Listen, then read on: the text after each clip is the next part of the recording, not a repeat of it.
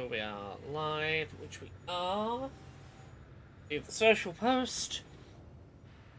And then let's find out what our first quest of the day is. And once people have started to arrive, I can show everyone what we've been up to off stream, which is mostly building roads and monorail tracks. Doing side quests back in Mexico. Let's pop out the chat so I can see it over here. Lovely. Alright, what is our first actual order of the day? Go to Rainbow Valley. Drawbridge member has been doing research there. Is going to join the Magellan. Deliver the terraforming equipment to the facility. Oh, that's easy. That's like a little pop down the road, that is. Okay, so we want to go...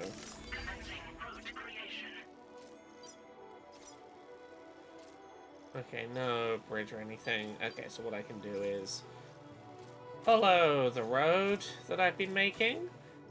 Hey, Cass. Hey, Magnifique. Yeah, this game, it had its early access release Monday, and then full release on Thursday. So it's been out a couple days. Okay, let's head to here. We're relatively early game. There we go. Yeah, for anyone who's just arriving, I'm going to start this by showing off what I've been up to off stream, because I've been playing... I wanted to do more side content in this game, and I decided not to do it on my review playthrough, but to do it on this playthrough.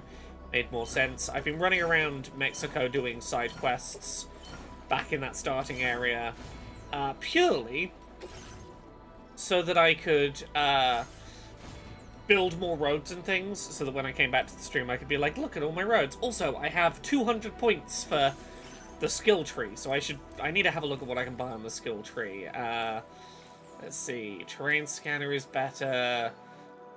Let's get a better terrain scanner. Generates an electromagnetic field when sand falls over. Prevents cargo from scattering. Ooh, that's really good.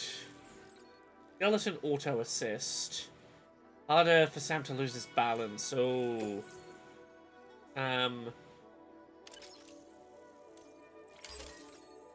Skeleton auto assist would be really nice. There we go. That's some things. Hey, Discrat. Hey, Faster on Wheels. Yeah, so let me show you on the map what I have been doing in my off-stream time. I've been building this road, which goes all the way to where our, or most of the way to where our first objective of the night is. But also, I've been building more monorail tracks. So, this was the original monorail that went to there.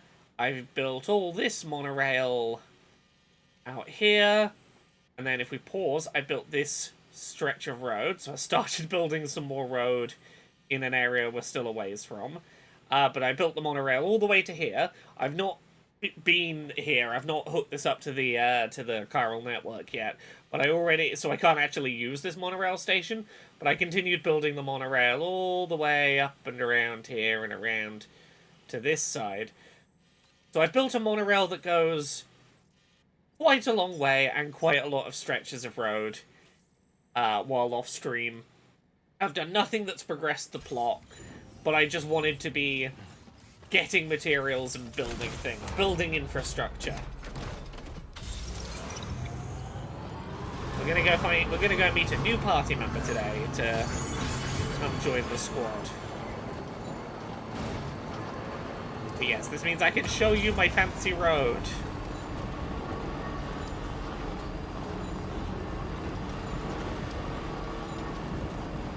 Master on Wheels says, building seems like one of the coolest parts of this game, especially when there are monorails. It's maybe the thing I find most satisfying about this game, which is funny, because it's the thing I spent the least time doing in my first playthrough. Just because I was trying to make progress at pace for review. I probably wouldn't care about building these roads if not for the knowledge that other people playing this game, you know, in the days and weeks that follow, might just see, you know, if they load into my instance of the game, they'll just see the road built for free. They'll just have a road that they didn't have to build. And I like the idea that I'm building, like, public infrastructure that some new player will have an easier time with the game because I built a road for them. That sort of community nature of the infrastructure, it gets to the heart of what I like about trains. It's the infrastructure, community-minded public infrastructure nature of trains is one of the things I love about them, and apparently that stretches to my feelings about, like, building roads with no expectation of anything other than other people will use the road.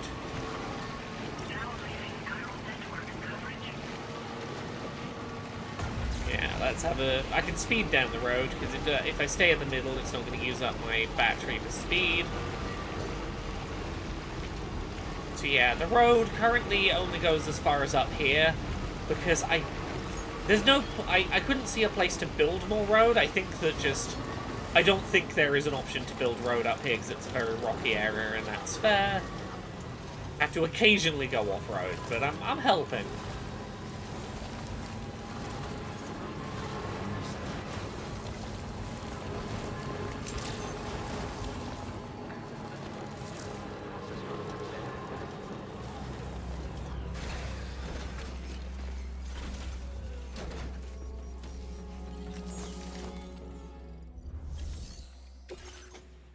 Here we go.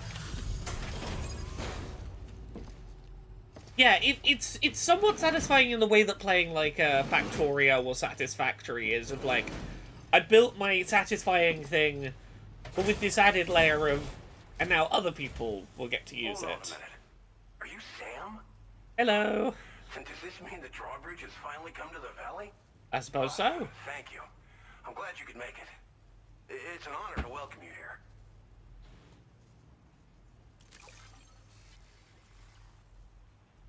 They got for me. I'm surprised how good this cargo looks. Great job. Why are you surprised? It looks great. Of course it does. The next step involves the Cupid, yeah? Yeah, let's hook you up to the network. Let's plug you into the Wi-Fi. Oh, look how much of Australia we've already hooked up.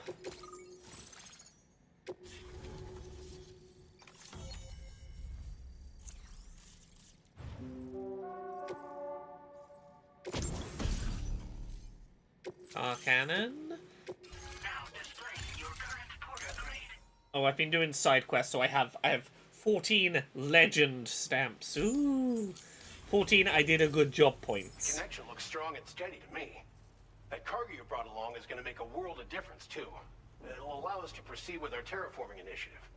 Hopefully, no more towns will have to suffer the fate of the one down below us. Oh, we've shared our tar cannon data with everyone, by the way. I suspect you'll find it useful in your own work. Try it out. See if it suits your needs. I don't know that I ever built one in my first playthrough. You and Drawbridge have helped ensure that these lands will one day be filled with life again. Aww. However long it takes. In particular, particular, that comrade of yours has performed absolute... Donovan Eagle, it's lovely to see you briefly. I don't blame you for dodging spoilers. Have a good evening. Come back and visit anytime. Yeah, Discrat says the communal building stuff reinforces the themes of coming together really well. It makes such a good and tangible impact. Yeah, it's one of the things that, like, I think it is one of the most artistically interesting things about this game, but it's also one of the things about this game that I think is disappointingly easiest to not experience. Because I never want to be someone that says, buy a game day one when it comes out. I'm like, nah, pick a game up whenever, you know, there's no rush to play a game. I do think that Death Stranding 1 and 2 are fundamentally different experiences if you play them at launch versus 6 months down the line where you load into a map and most of the building's already done. It's not to say that it can't still be a good experience, but there is something fundamentally a little different about the experience. Right, I gotta go up here where I can't do roads, but at some point I'm gonna be able to come down this cliff and then I'll be able to make a road that'll head to here. Okay, yeah, I see how we're hooking this up. Let's see. They should be around here somewhere. Okay, we're gonna go and meet our new party member.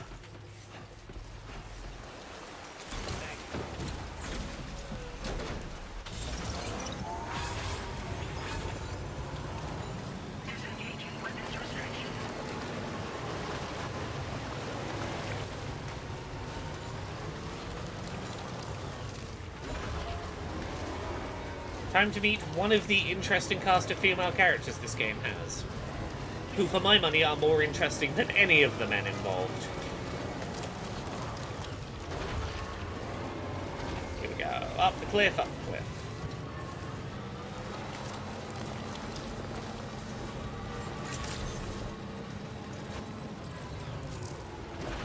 Discrat says, I was lucky to get a Death Stranding one about a week early and had to play offline for that. The experience was incredibly lonely and Sisyphean. So, I had a strange experience with this game, because I've played it through already for review. I got this game 2 weeks early, and the first week that I had it, of those 2 weeks, the internet services were available. So, like, I was playing with, like, there were maybe, like, I'm going to say less than 50 reviewers out in the world that were playing it. So, like, the internet stuff worked, but there was, like, it was very few and far between. And then they turned the internet off for the second week, for whatever reason. So I'd gone from having little bits of connection to suddenly it was just me alone in the world. And then release happened, and suddenly all of that stuff I'd been doing offline for a week, suddenly I started getting credit for. And it's a very surreal, there's a very surreal cycle that I went through.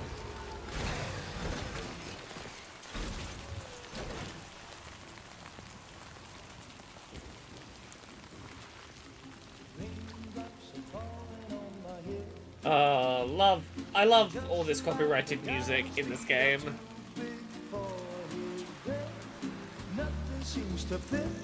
Welcome, Rainy. Raindrops are falling on my head, they keep falling. So I just did me some talking to the sun. And I said I didn't like the way he got things done. Sleeping on the job, those raindrops are falling on my head, they keep falling.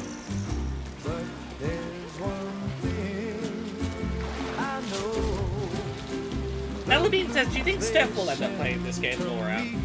I do. If you listen to this week's Podquisition, where I talk about this game at length, both Steph and Conrad seem quite intrigued by the game. They both... I got them both invested and interested in it.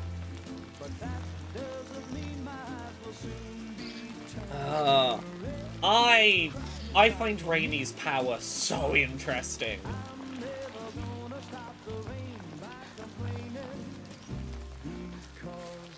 It took me a minute to work out what was happening here. Timefall control? Not quite. It's a little more specific than that. I certainly haven't ever seen her dance like that before. Yes, this game feels like it does a lot of stuff to deliberately try and address criticisms that people had of, specifically, Fragile, broadly women, and their representation in the first Death Stranding. Over into that facility. Fragile, Rainy, and one other female character we'll meet in a bit, all really feel like they are Kojima and co going out of their way to be less shit about how, to be not only less shit, actively better about how they represent women. Hey, Natalie. Down into the bunker we go.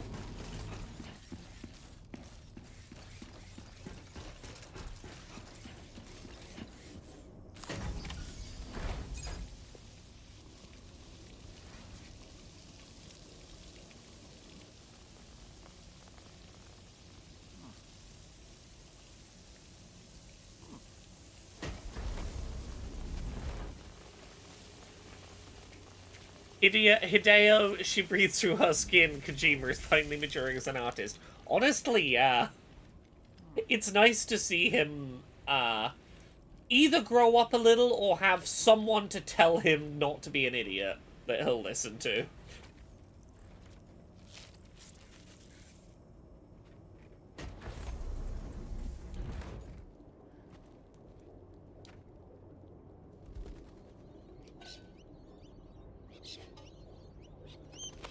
I want to work out the significance of the parrots.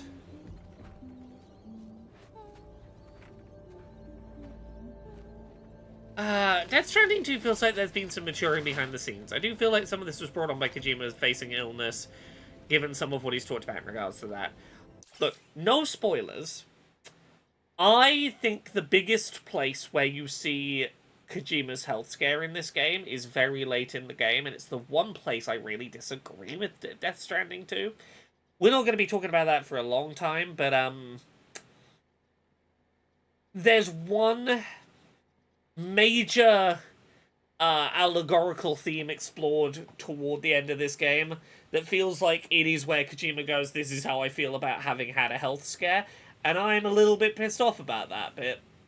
It's maybe the one bit where I don't agree with where this game goes. But we'll get there when we get there. Sam, I'm sorry about just now. I didn't know who you were at first. You're the picture of health, Rainey. Yeah, Bellabeam, you can ignore a lot about the first game and still follow the second. You had some kind of a trick for dealing with timefall? Rainy, it's been too long. Let me turn the volume up. Can't wait to see you again.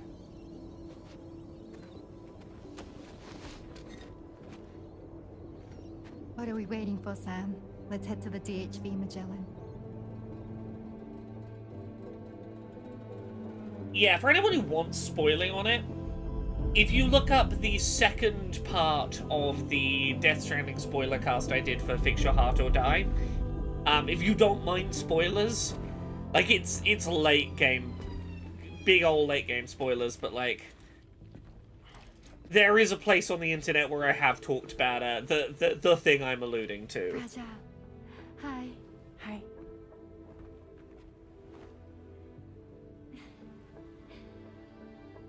Nice to meet the old-fashioned way. Carograms are great, but nothing beats a hug.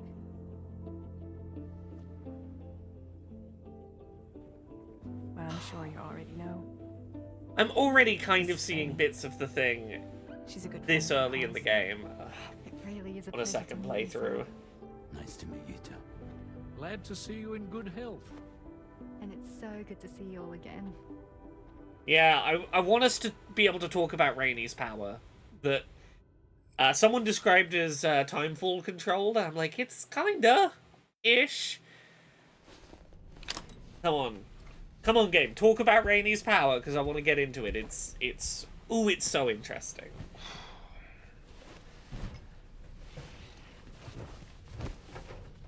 We're gonna let Sunburn Norman Reedus have a nap first.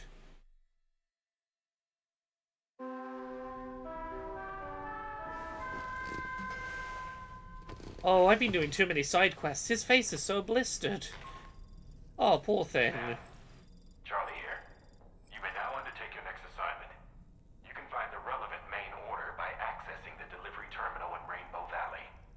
Oh, I think it's going to be when we get to the next location they'll tell us about Rainey's power. Hi, Sam.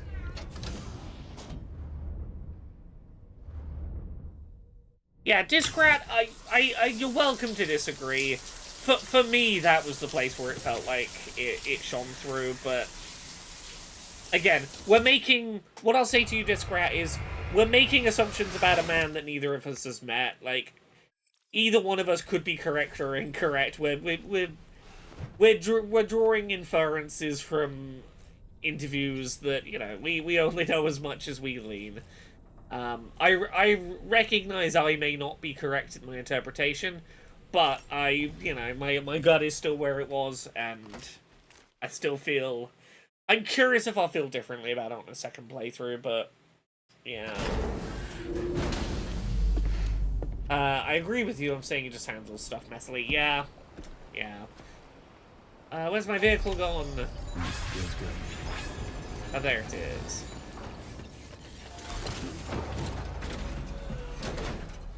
Well, I think this is going to be a mission I'm realistically going to have to go do on foot. Okay, we connected up.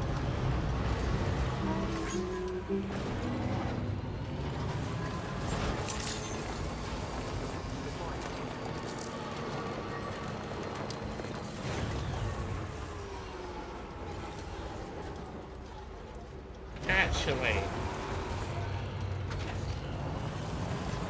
I'm trying to work out how I want to do this.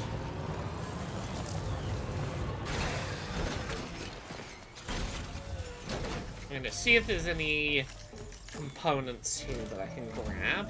Sam, your next order requires you to recover an escaped kangaroo, the subject of an important experiment. Seems the bushland area it hopped off to is one where the chiral density is extremely high. Meaning you'll need to get it back to the animal shelter ASAP to ensure its safety. This is a ticking clock situation, Sam.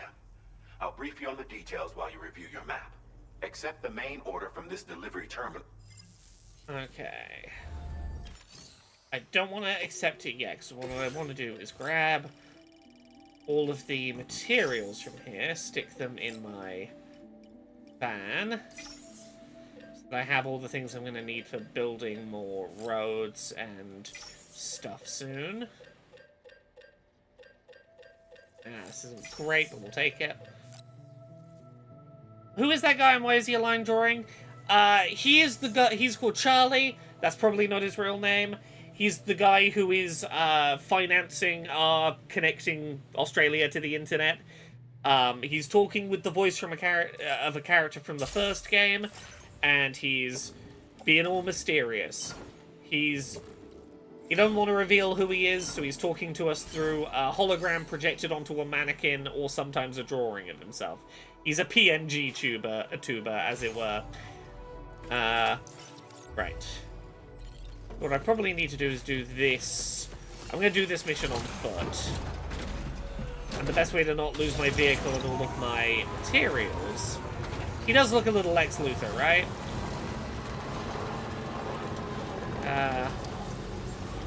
Yeah, Charlie seems to basically be an AI mask for whoever is actually paying the bills. Yeah, I'm gonna go store this in the garage.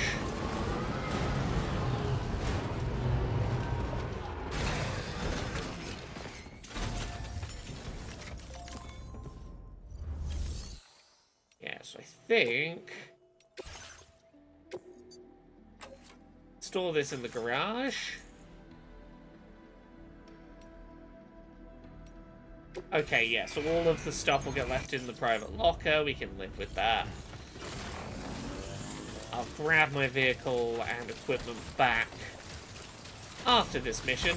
I'm gonna go on foot for a little bit. It's been a while since I've played any of this game on foot.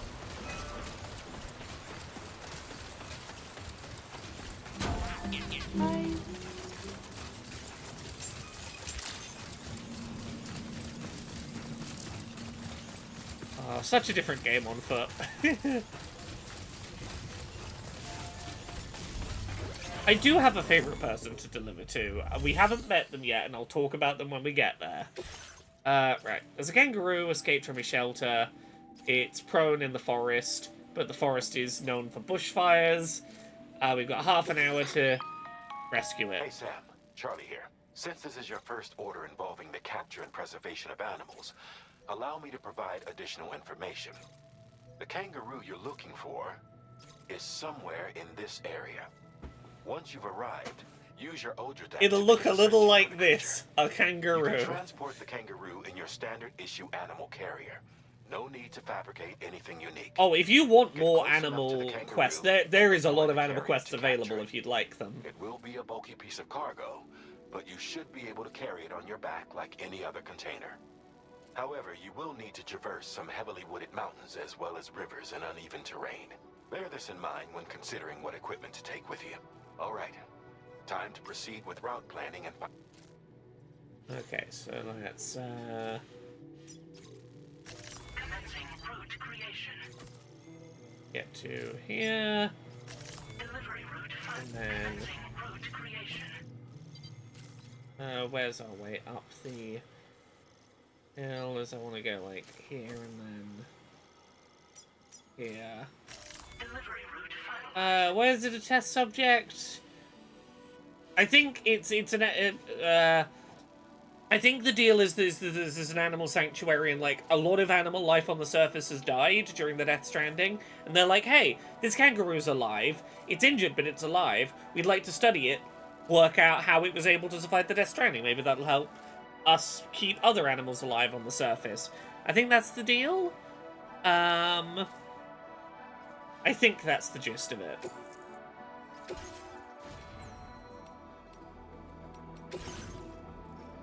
I don't think this is we're going to do animal testing on it. Okay.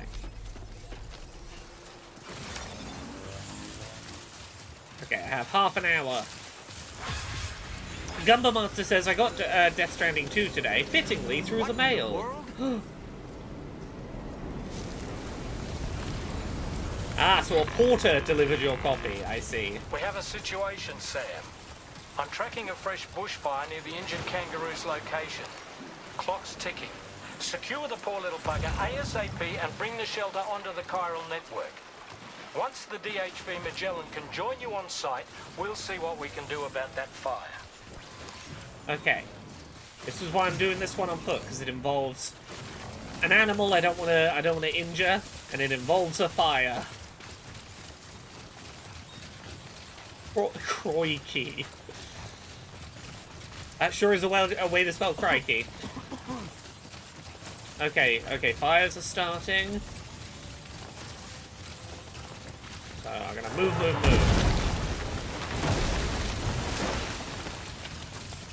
No, thank you. Gonna move fast before it spreads. Ooh.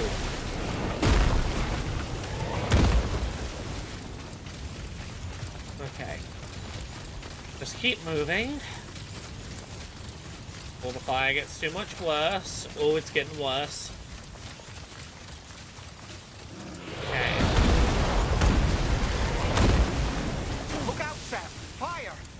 We need to get away from here. I am aware of the fire.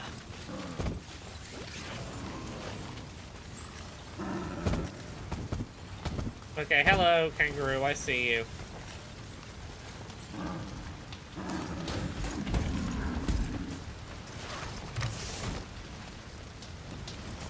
Okay, All right, time to make our getaway.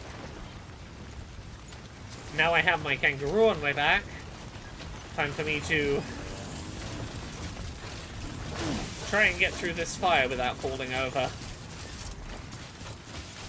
This was marked as a dangerous location on your map. We could get trapped here by the bushfire. Let's keep moving to ensure that doesn't happen.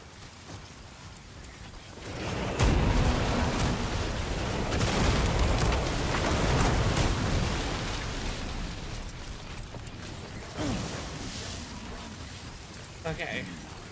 Just keep moving. Taking this slow and steady isn't going to make it any easier, it's just going to make there be more fire. What kind of fire is this? I think meteors are falling from the sky. Why are meteors falling from the sky?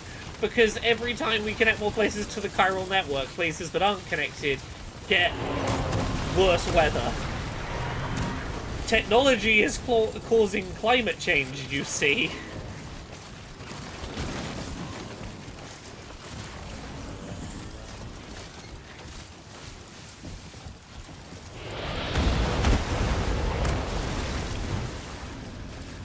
Okay.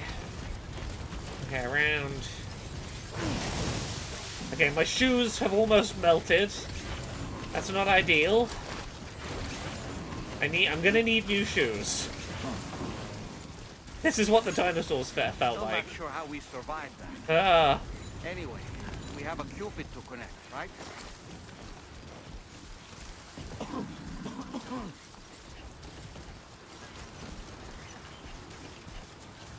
This is a little bit silly and ridiculous of a backpack. This whole bottom section is just a kangaroo in a box. Okay. Fine, once we get up the top of this hill, they'll explain what Rainy's powers are. Hey, Rule Spider!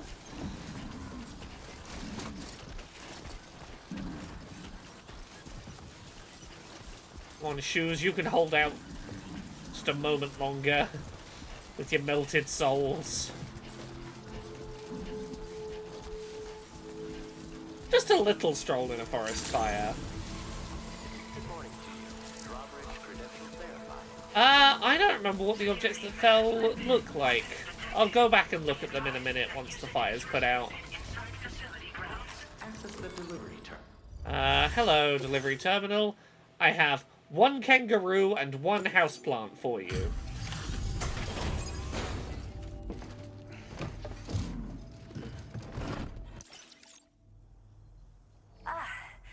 You must be Sam.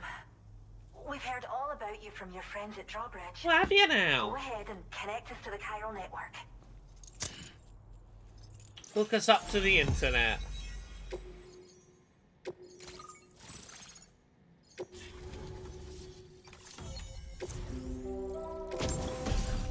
We can now make decoy hollow grenades.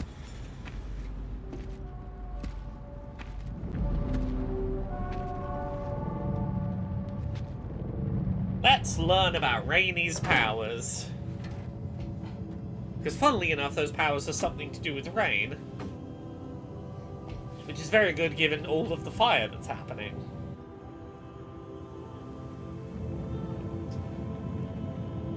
It's the specifics of what her powers are that are really interesting. But at their most basic,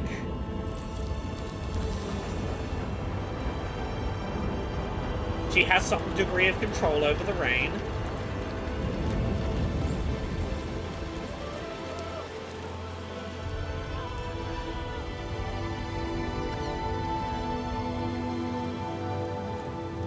And doesn't seem that worried about getting the rain on herself.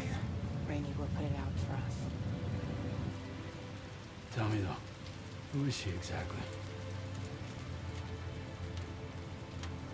It's been about 6 months now since I first heard about the girl who brought the rain.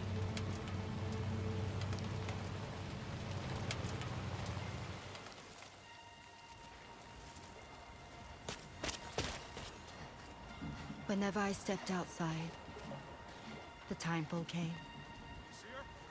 There was nothing that I could do to make it stop. And they hated me for it. Including my parents, who told me to leave. I was the witch who brought the timefall. A monster to be locked up in a cage. So yeah. Timefall control. Timefall control not quite correct. She can't help it. Dedicated witch hunters. She has no control over the rain, it just happens. But as you've noticed, it doesn't seem to be like regular timefall quite. Or at least entirely.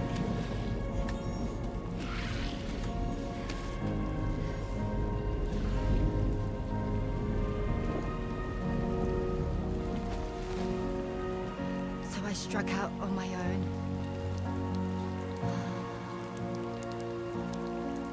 I was alone for so long.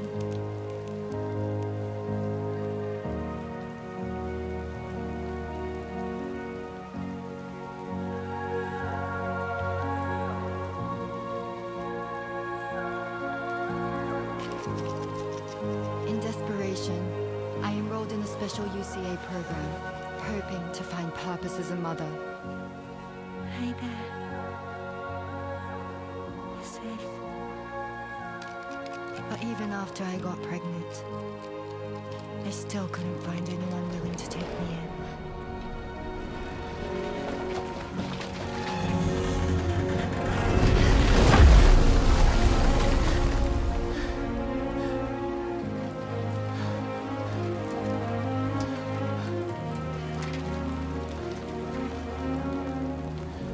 There she is!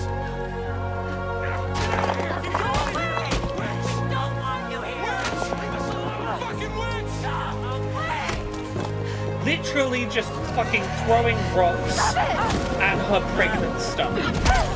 Oh god. I'm sorry. No. Yeah, literally throwing rocks at her fucking pregnant stomach. Please. God, get out of here!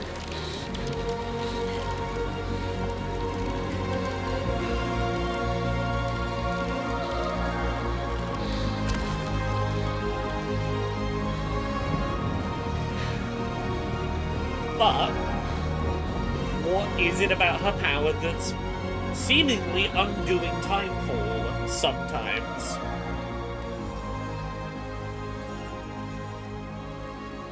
No one wanted anything to do with me. All they saw was a witch, to be hated and feared. Until that day. Yeah, some of the rain is falling upwards.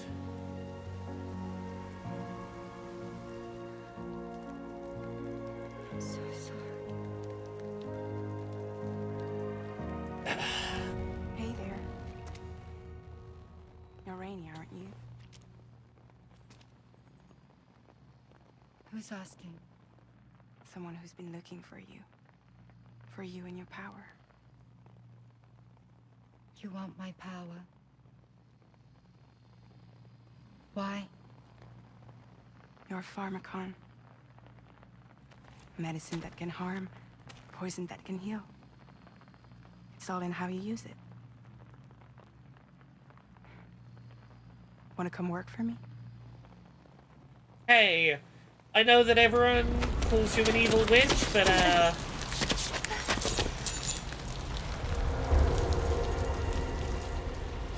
gonna find some solidarity, woman to woman. I believe you can save the world. You do? There are things only you can accomplish. Only me. Really? Really.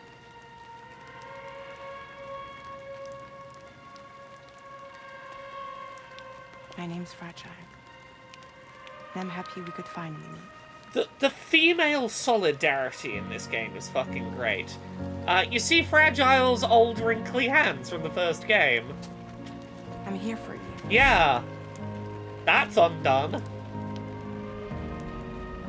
She's not timefall bodied anymore. Yeah. So this is why I was cautious to talk about it when someone asked earlier. I was like, did we see that her hands were... Together we'll show the world the hope in your reign. Yeah, I genuinely couldn't remember if we'd seen that that Fragile had young hands again or not. Someone said it, and I was like, I don't want to bring it up in case... I don't want to talk about it until we get here, because this is where I'm confident the game has talked about it. That was you asking, I was so confused. Yeah, no, I knew the answer and I didn't want to say anything because I didn't want to spoil this. Yeah, Fragile isn't physically old anymore because of this character who... I'm just going to say the thing out loud. Timefall happens around her, which makes things older, but there is a smaller circle of anti-Timefall around her as well that undoes Timefall's effects. So yes, she brings damage with her, but she also brings a circle of healing with her. If you are close enough, if you get close enough to Rainy, she can literally undo the damage of Timefall. But if you keep her at a distance... She's dangerous at a distance. She is healing and magical when close.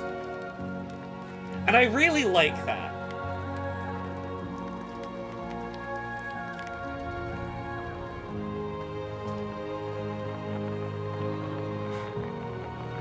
You can't see the her worth and her potential ability to fix the world if you don't get close.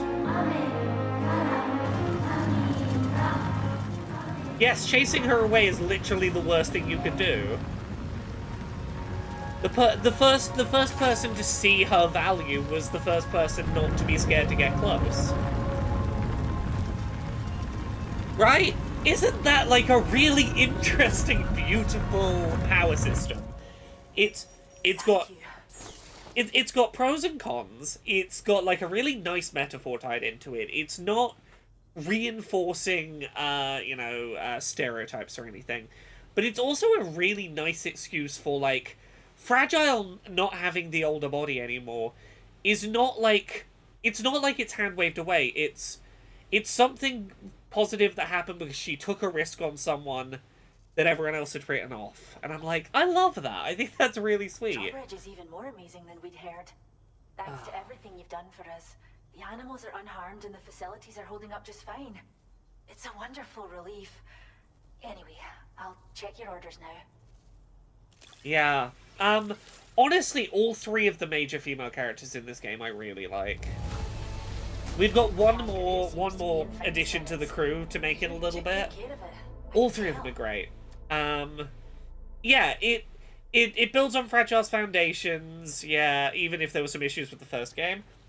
Also, yeah, this is the band I've never known how, I've only ever seen it written down. Churches? Chvirches? Yes.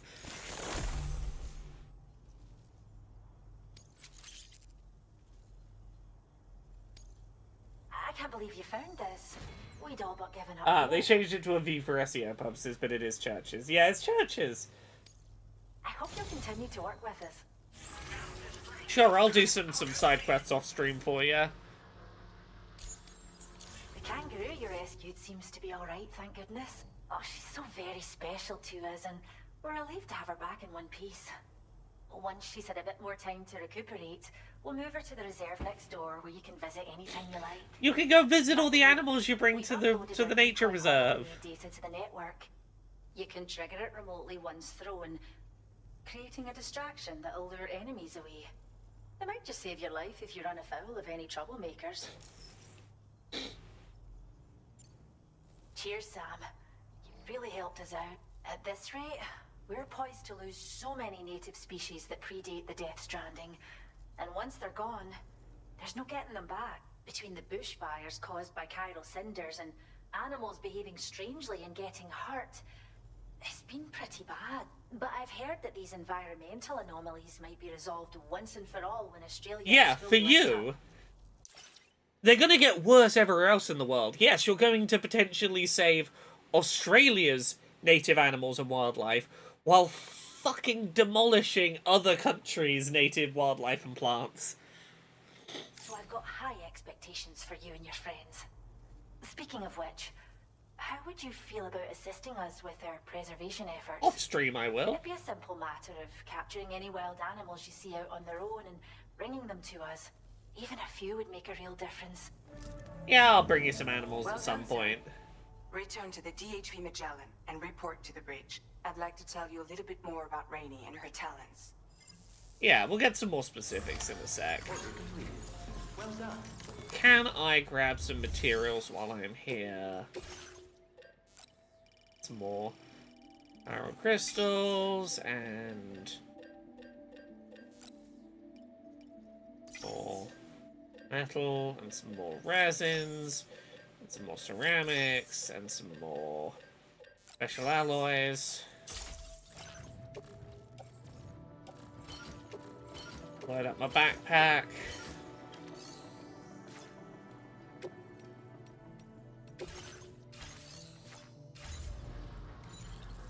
I'm going to put them right in the vehicle in a second anyway, but let's...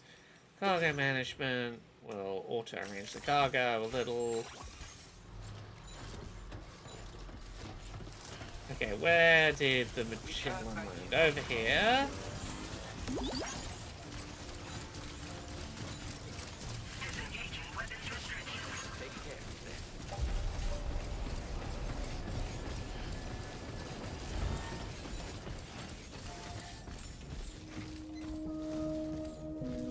Look, I'm not gonna... If I see a very dangerous spider or snake, I might just not bring it back to the reserve. I think they'll be alright without one of those. Get my vehicle back. And then let's move stuff from my private locker.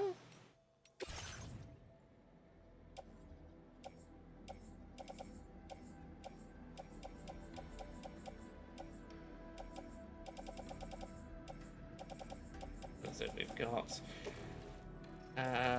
off-roader, ceramics, special alloys, so many special alloys.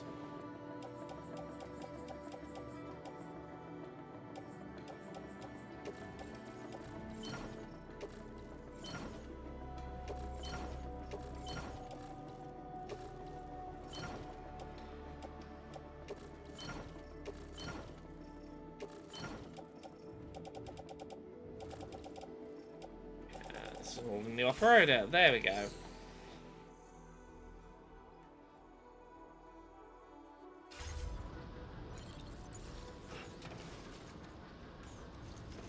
Well, Raw Spider, you're not wrong about the biosphere kind of entirely balancing itself around the venomy poisonous things. I think it can learn to rebalance itself if it needs to. NK Man, this very much feels like the Tears of the Kingdom to Breath of the Wild. It's a well-refined follow-up on an interesting, if flawed, original idea.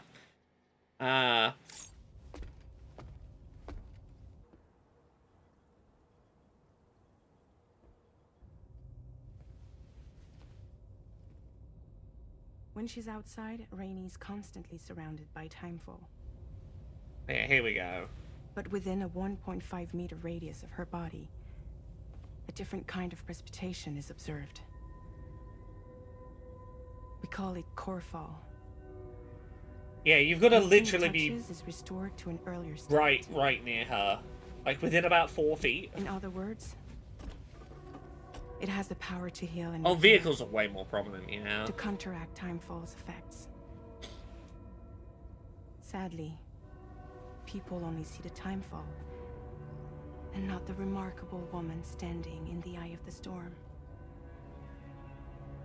Still, literally, you won't see the beauty of what now. makes her special unless you get like right up close. Normal, that is. But the baby's still stuck at 7 months. She has still baby syndrome. Have you ever heard of it? I met a few preppers in Mexico that had something like that. They're not isolated cases. It seems to be happening everywhere.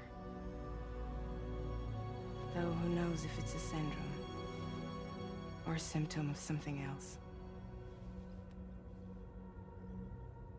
Simply put, the fetus stops growing at about 7 months.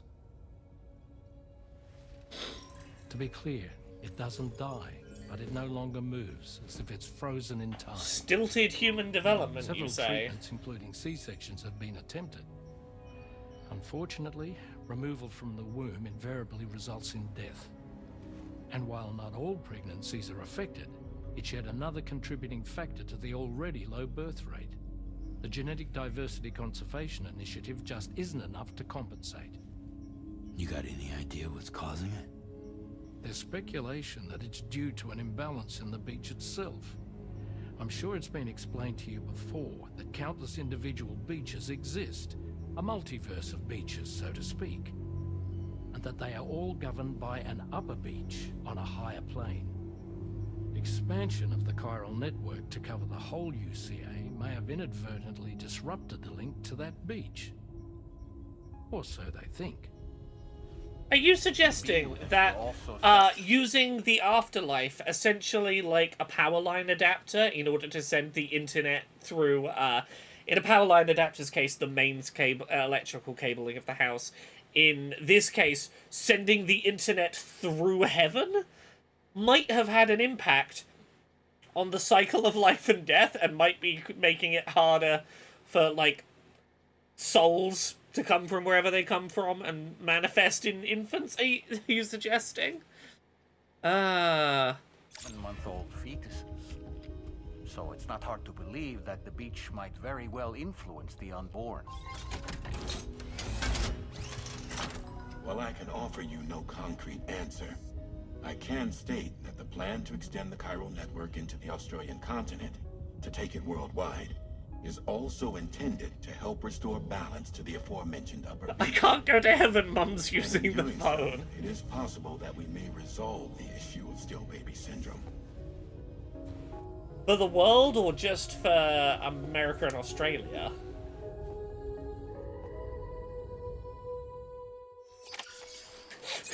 I can't go to heaven, Mum's using the phone might be the funniest thing I've seen said about this game. That's great, Scrangle.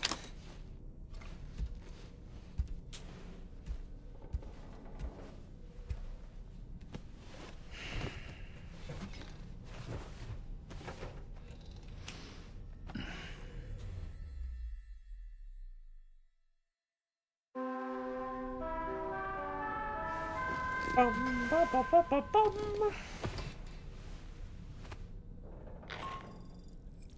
What's next?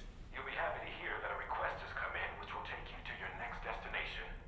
Unfortunately, no nearby facilities have the capacity to prepare the cargo. So it's going to be a long-distance delivery from Westport. Oh, we can handle that. Moreover, this request requires you to transport a large quantity of cargo. Careful consideration will need to be given to your route and your means of traversing it. Access the delivery terminal at Westport Knot. Oh, and the DHB Magellan can take you there, if need be. Oh, it's like a 5-minute drive. We can head to West Fort Knox.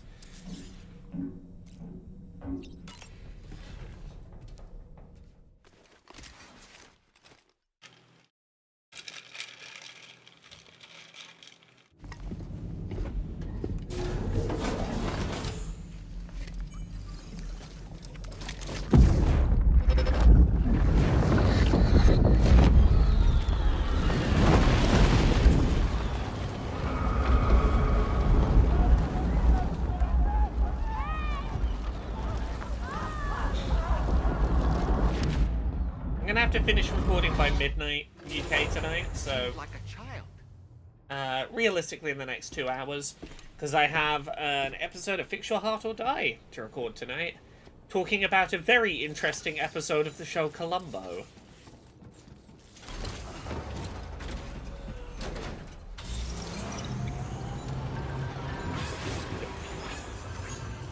Okay, yeah, that's...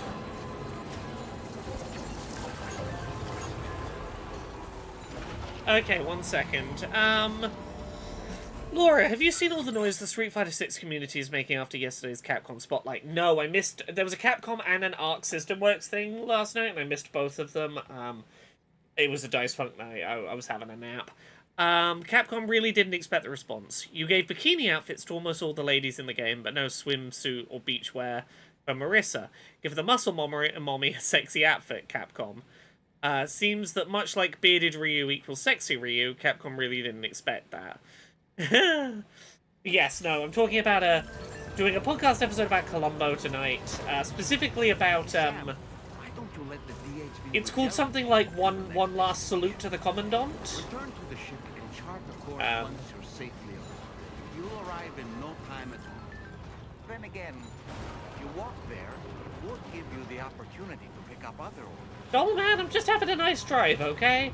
Yeah, it is the episode of Columbo that was at one point going to be the final ever episode of Columbo before they changed their mind.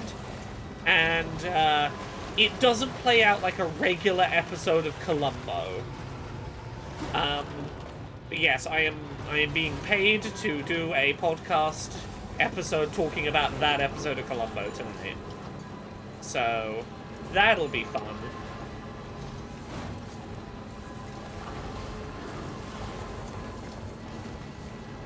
Well, you see, Scrangle, the truck has to have an open front so that people can shoot at you and that BTs can drag you out to fight you. You have to be vulnerably positioned, you see.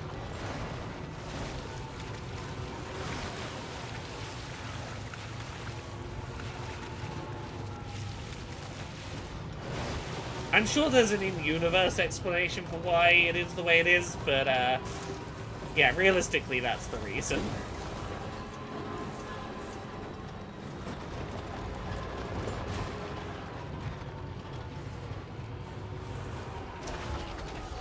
It does appear the things falling from the sky may have been flaming dolphins? I did not pick up on that the first time I played this game. It appears it was flaming dolphins falling out the sky. Aha!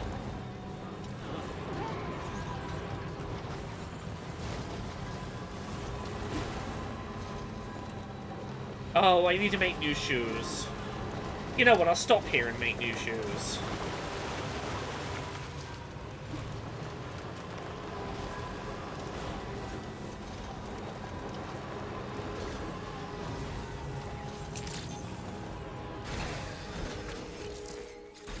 Is it?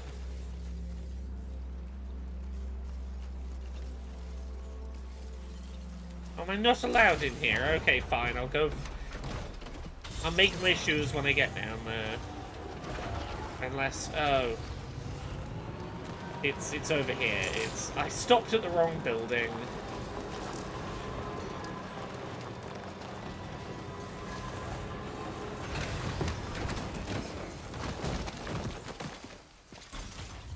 And just put the brake on and then get off like a normal person.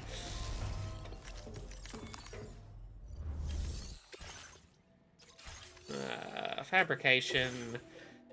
Make shoes.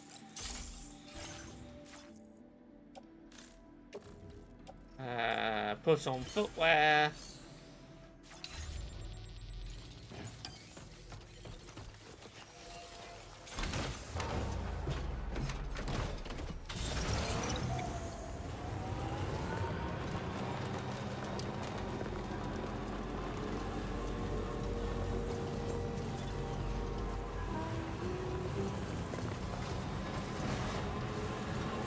Hooray, this means we're gonna... I think our next delivery location is going to allow us to connect up the next monorail station.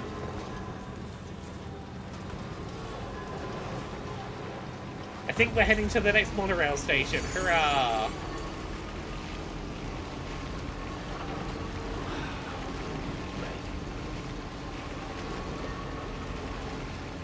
Oh, look at my beautiful road all the way to town.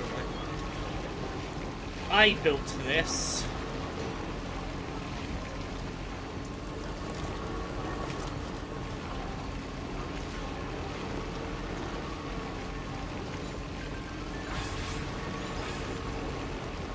Ah, my level has gone up with Rage and Rebellion, whoever that is.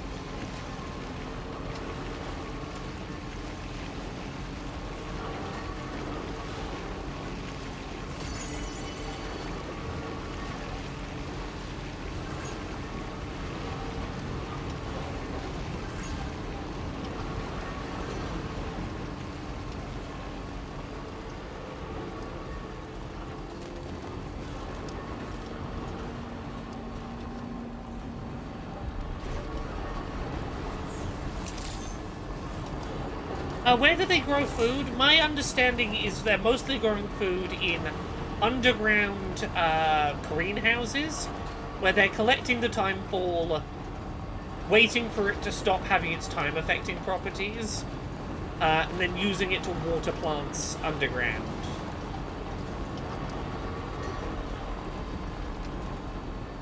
That is my understanding.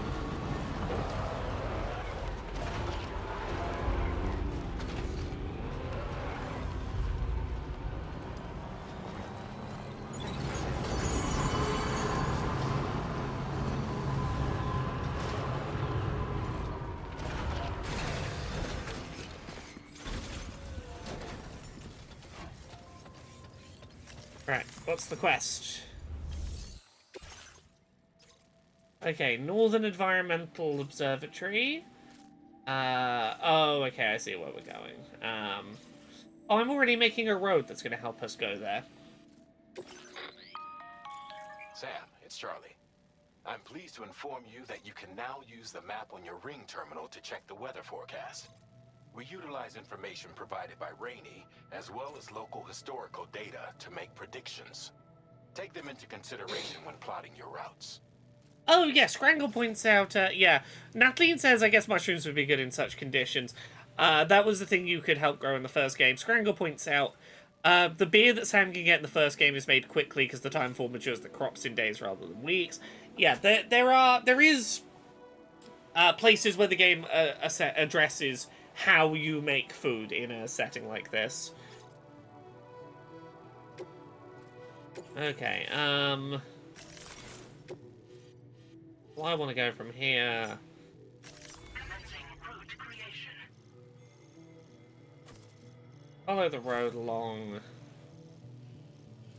What I'm going to do is I'm going to follow the road along to here, and then we go around the outside.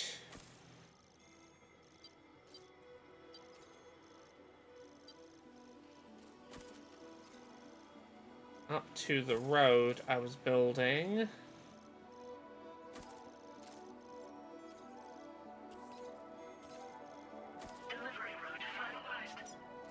And I'm going to come to this from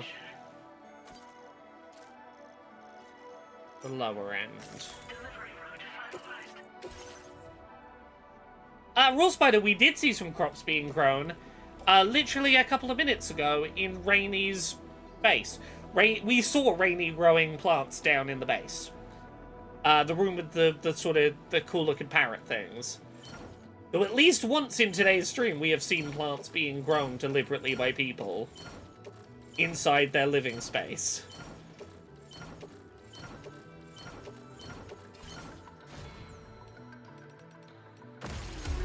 Oh, Rokane, thank you very much for the Prime sub. Thank you for sneaking into Bezos' house and going, hey Bezos, look the other way. The porters are trying to unionize.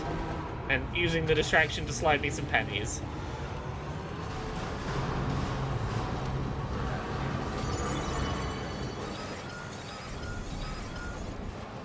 Okay. Oh, earthquake happening.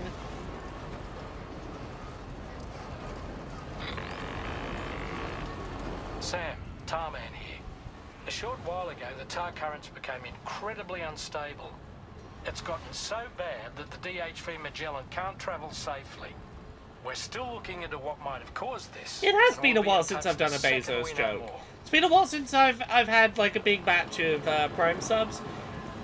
And sometimes they just come in at the wrong moment. It's like not a good moment to interrupt with a Bezos joke. Sometimes I'm just not in the headspace for it, not in the right mood. But it's been a while since I've Bezos joked it anyway. Bezos isn't at home anyway. He's terrorizing Italy right now. Well, all the more reason to steal some pennies from his home.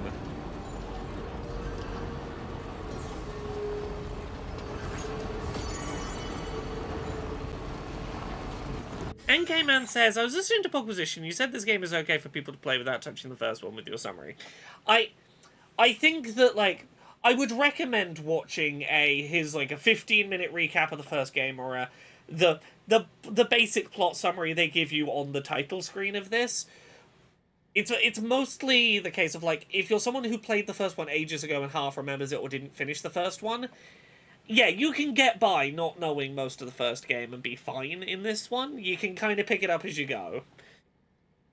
Yeah, they repeat a lot that if a character shows up from the first game, they will explain to you quite at length who they are.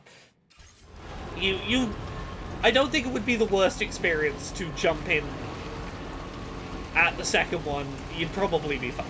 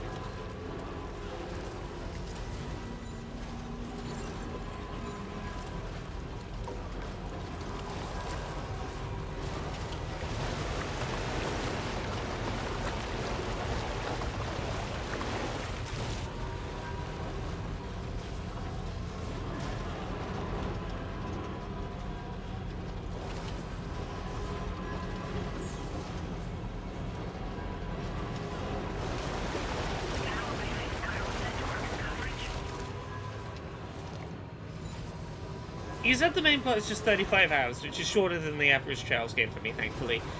Yeah, I finished my first playthrough of this, which admittedly I was doing very little side content, because I wanted to see it through. I was like, I can keep doing side content after I've seen credits roll. I saw credits roll in, I think, 33 hours, and then went back in and put like another 15 hours in, so I think I put about 50 I put about 50 hours in before talking about it on pole position. But yeah, 33 hours you could see credits roll if you want. Whereas on this playthrough I've already done about 6, 7, 8 hours of side quest doing just in Mexico alone. If you want to get really into doing side quests, there is a lot of side quest content there. Yeah, Expedition 33 is definitely front runner for game of the big front runner for game of the year. I will inevitably end up giving Pirate Yakuza some kind of nod this year. This is... I wouldn't have expected this to be in that conversation, but this is in that conversation. Oh, there's a kangaroo. If I could be bothered, I could go take that kangaroo back to the reserve. Yeah, Expedition 33 is fucking magical. This is fascinating in a very different way.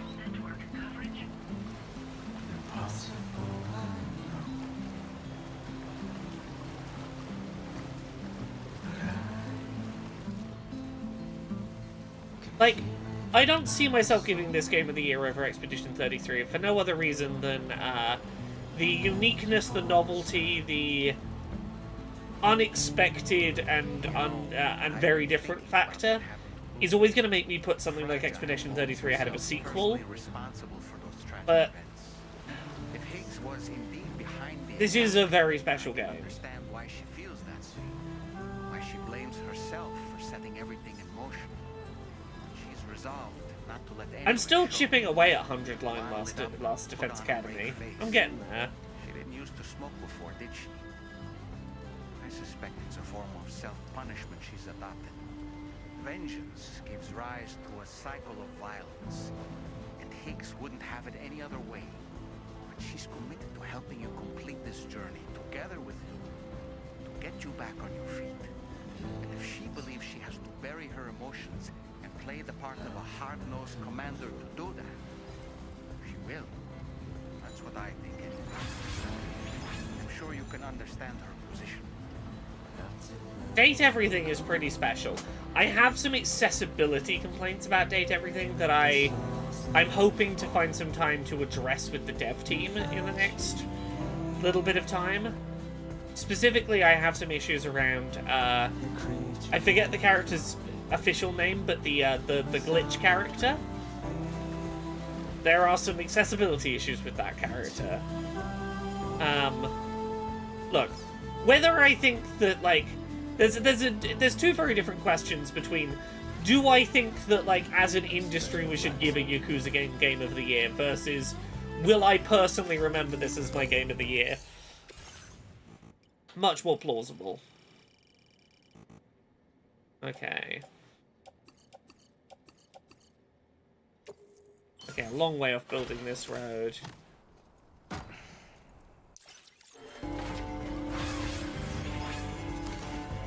Yeah, off the top of my head, issues I'm having with the glitch character is A, you really need to be able to disable the very rapid visual flashing effect that happens constantly once you find that character the first time. That needs to be disableable for people with photosensitive conditions. But also, the first 2 days that you interact with that character, there is voiceover dialogue that is understandable full sentences, but the subtitles are gibberish, meaning that you will only understand the first 2 days of interaction with the glitch if you have sound on and can hear. Players who are deaf or who have the sound off will not get the same experience from the first 2 days of the glitch character that hearing players or those with sound on will get, which is not ideal. Where is the line? Oh, I'm on the other side of it, that's fine.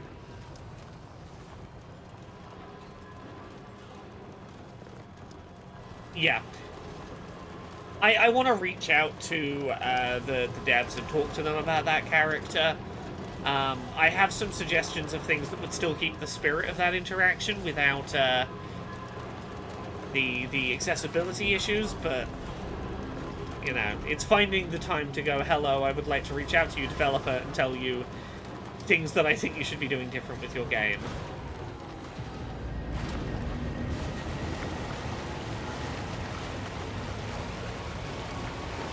Yeah, I'm a big believer that you should never be making audio and visual information asynchronous in that kind of way. That I understand what they're going for, but that it is going to inevitably impact groups of users in ways that don't follow best practice for accessibility.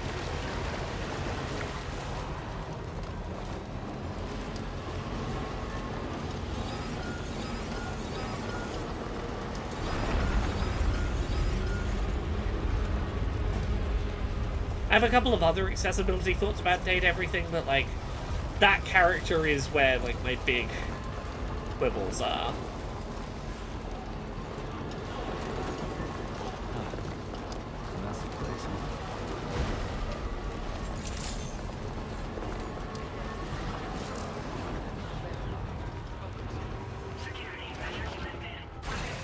I mean, NK Man, I think mechanically, Clair Obscur does interesting things that I don't think mechanically and mechanical pacing. I think Clair Obscur does unique stuff that I don't see a lot of other RPGs doing. Not to say they've never been done, but I think they do them in ways that, when put together, yeah, are pretty unique.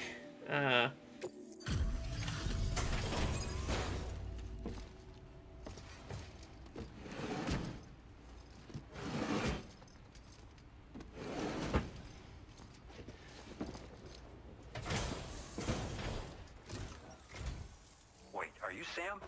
Then does that mean you carried this hefty delivery all the way from West Fort Knox? Yeah, I did. We welcome you with open arms. Now let's get this cargo of yours processed. Treat the world with open arms. Do it.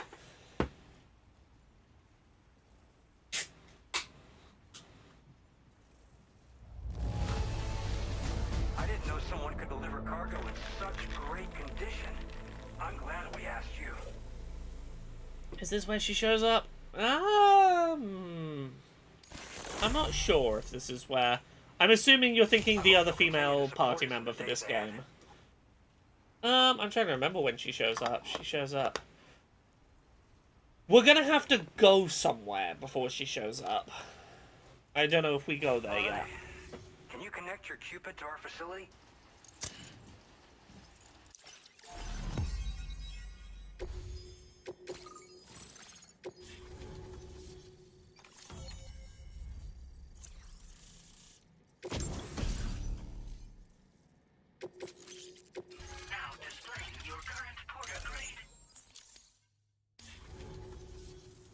Now we're finally. Oh, you're talking about a very specific cameo. Oh, okay. This should make our job so much easier.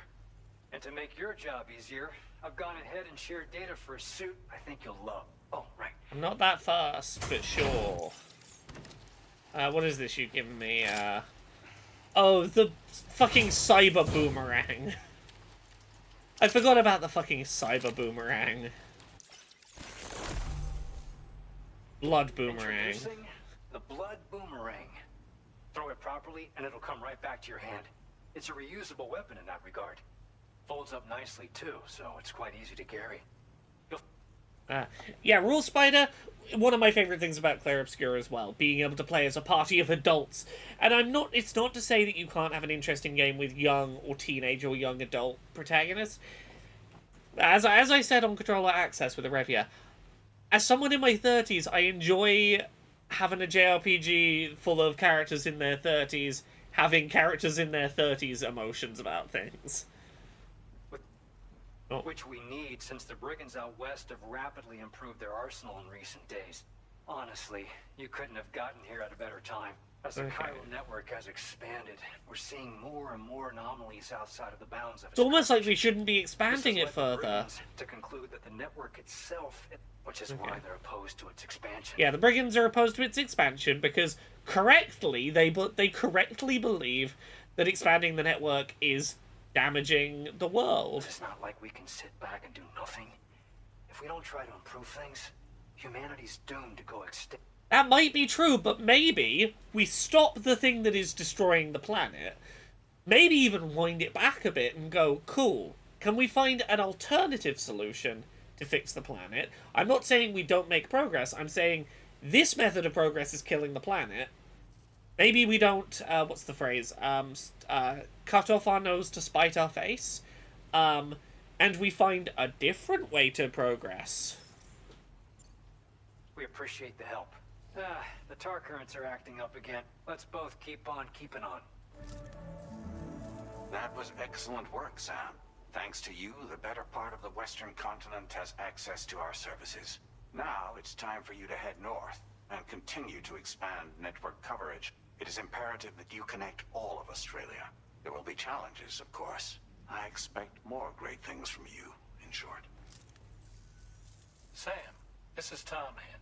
We believe that we finally determined the location of whatever's thrown the tar currents into chaos. Is it a boss fight? The chiralium levels there are pretty high, though, and BTs are almost certain to be present as well. I hate to ask, but would you mind taking a look for us? Sure. I'll send you the coordinates. Sure, I'll go look.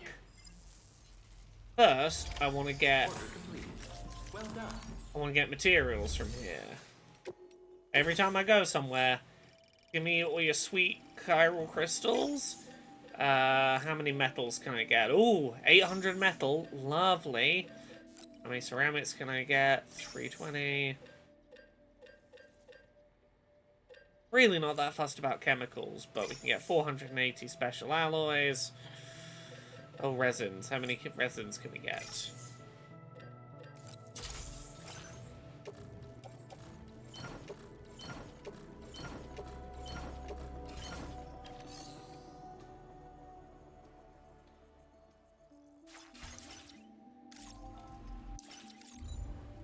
Okay, where am I heading to?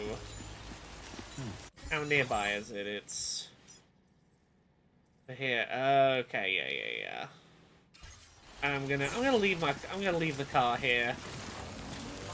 I'm gonna go handle this on foot.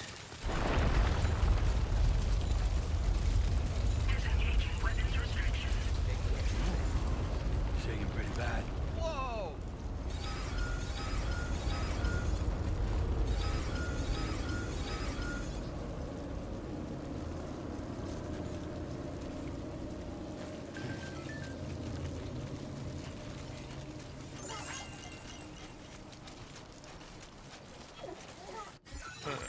Yeah, so look at.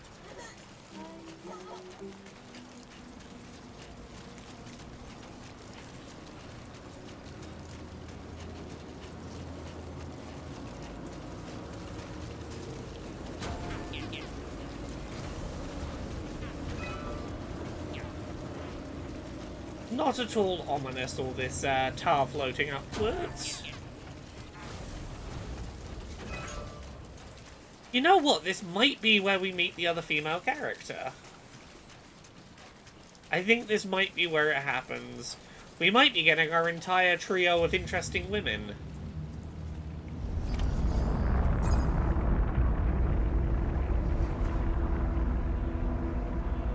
You're not wrong that there's lots of RPGs with adults.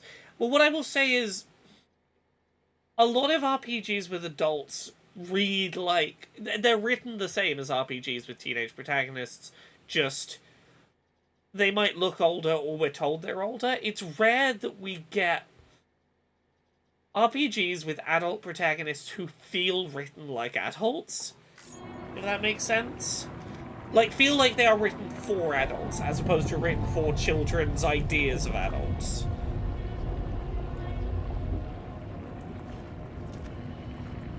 Easy does it.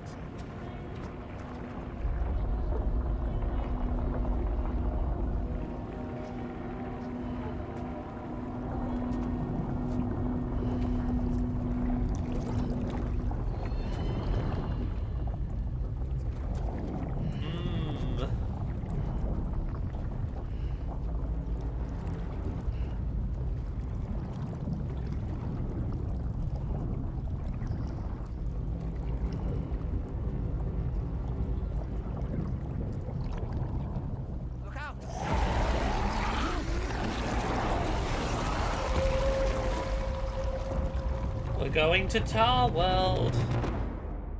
And if this is where I think it is, this is going to be... I don't know how well it's going to show on Twitch compression. It's one of the most visually interesting places in this game. Is this the place with all the... Oh, yes, all the sparkling firework effects? You're about to see some spinning firework sparks, I think.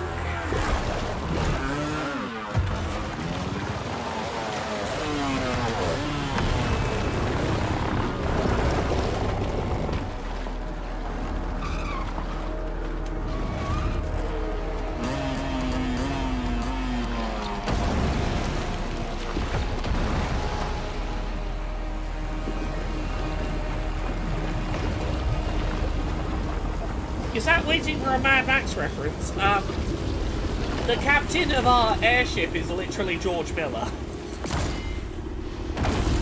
Director of all the Mad Maxes.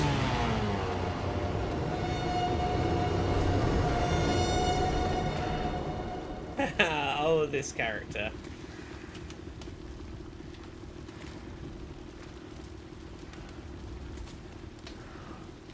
Welcome. Legally distinct knockoff Solid Snake. He might not look like it now, but give him a couple of seconds. Let him tie a bandana around his forehead.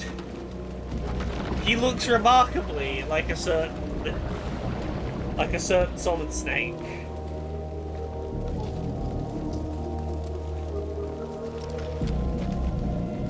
Oh. Here he goes, look at him.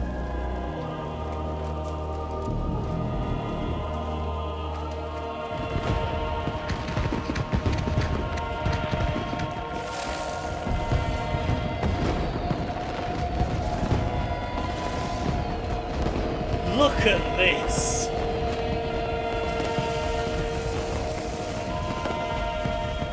I have no idea how Twitch is going to handle that. Probably not well. Looks fucking gorgeous in reality.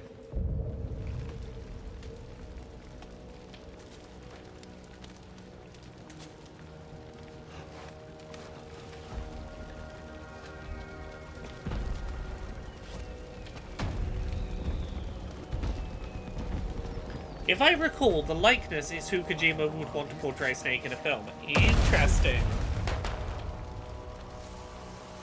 Look at all these fucking sparkle effects. All these goddamn particles.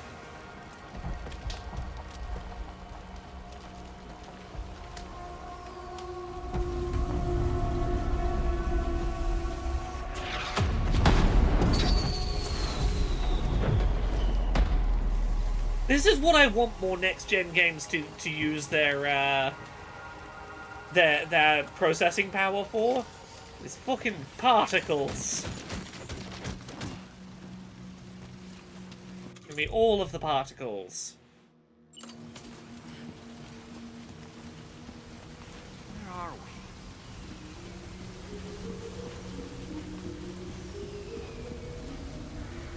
The spirits of the dead are close. Luca Martinelli is his name. Interesting.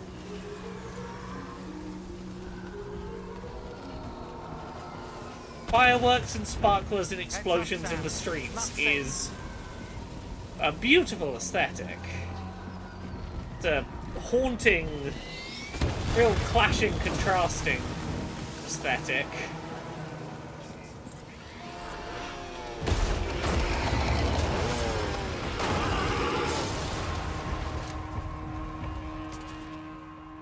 They're not human. Don't underestimate them.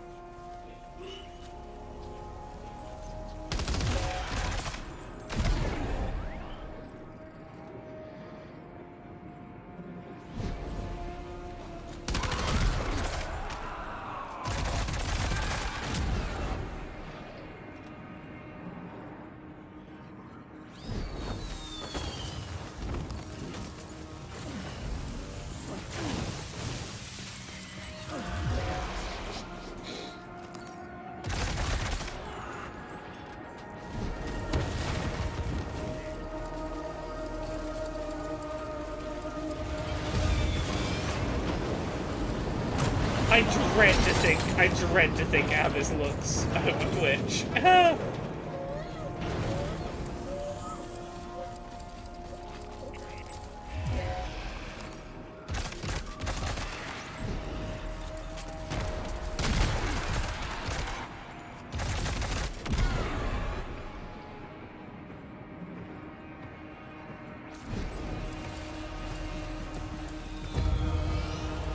Not too bad, actually. Oh, that's good to know. I'm glad to hear Twitch handled it okay. All of the particles.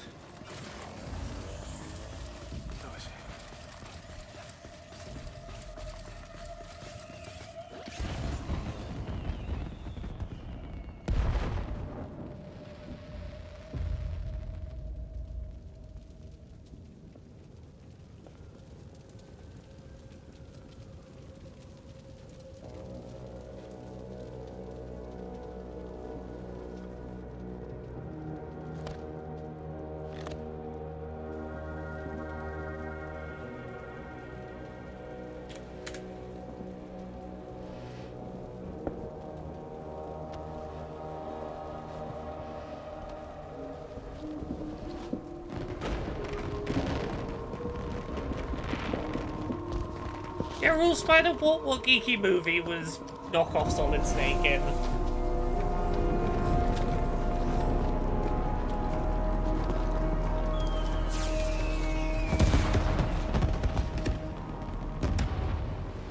Their staging and cinematography for this whole section is so memorable.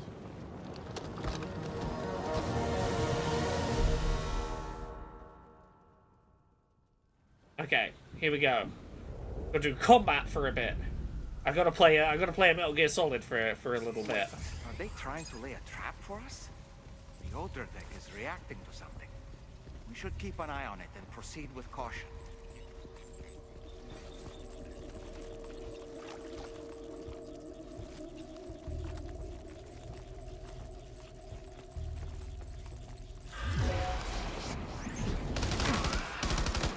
There's too many. You can't handle them all by yourself. Yeah, I can. But Don't maybe split them up. Take them one by one. don't tell me what I can and can't do, game. I'm deliberately playing on the difficulty mode where I might be able to take them all solo.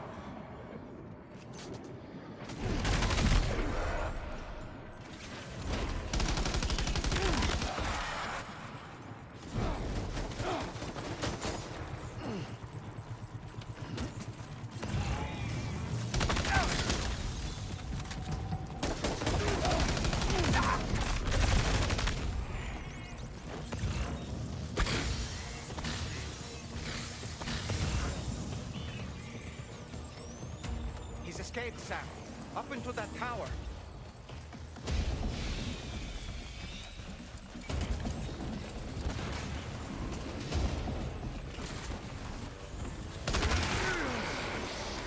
Oh. Bad time to run out of ammo. Let's go. Shotgun.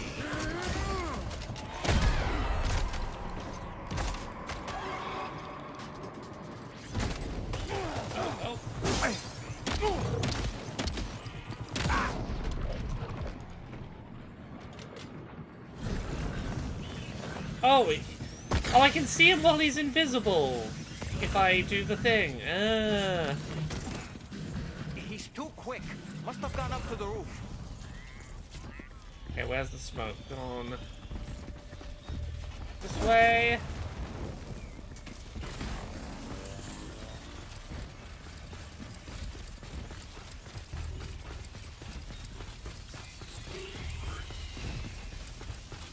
Yeah, I see the sparkles.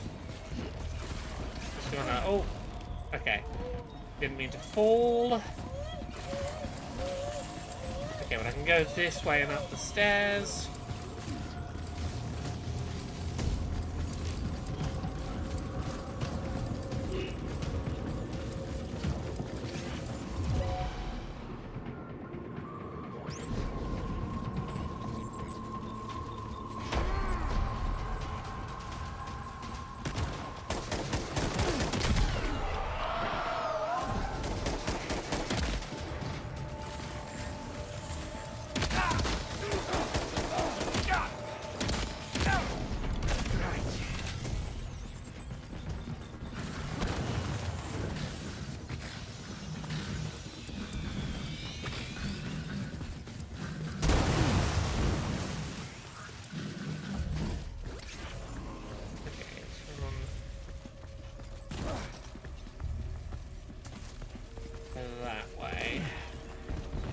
Is this similar to Tears of the Kingdom? Very good, but not the surprise that Breath of the Wild was.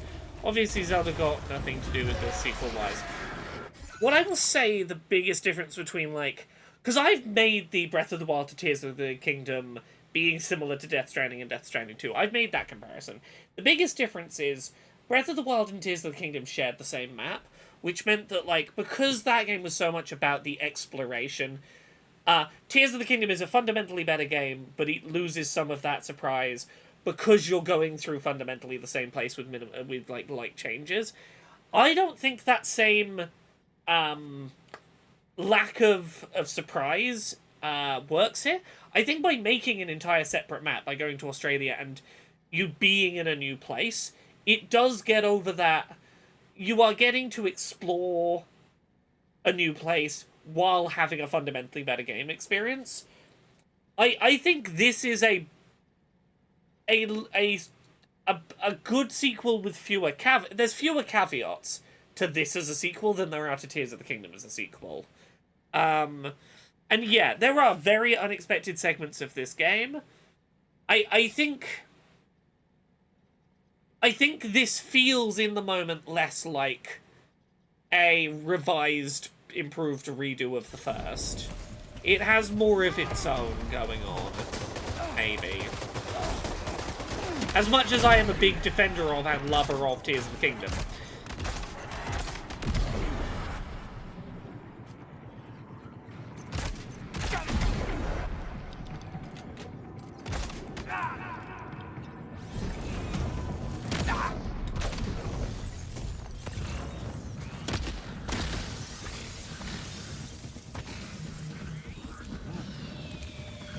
Alright, where's that smoke going now? It's going...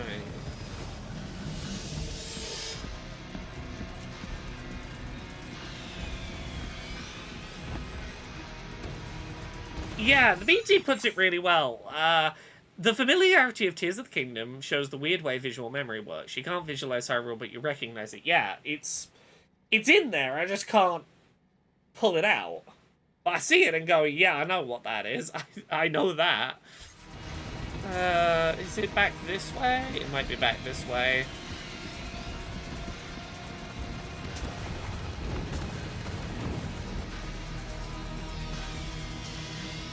Oh no, it's down here?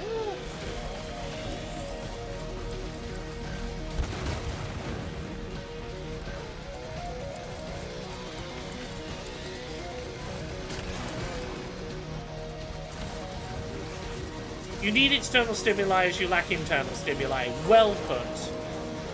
Okay, where is... There's that dust I'm following. It's...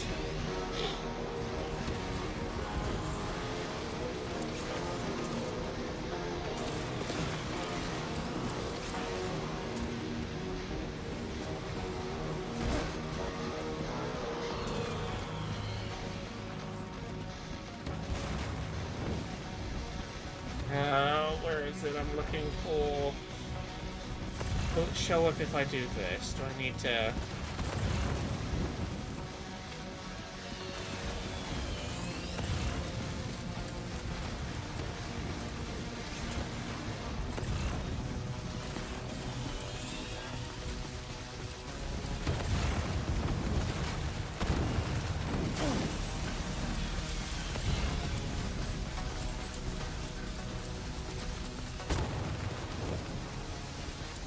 The last place where I knew where I was going was up here.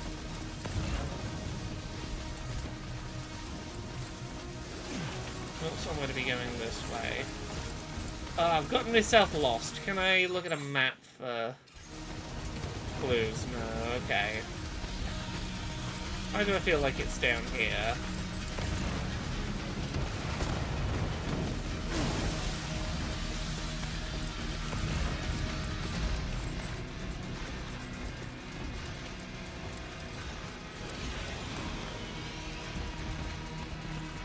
Rules by that Nintendo has considered the futuristic, more techno Zelda. It's been discussed multiple times. The original plan, I believe, for Breath of the Wild was it was going to be about alien invasions. Where have I lost this character? Oh, aha!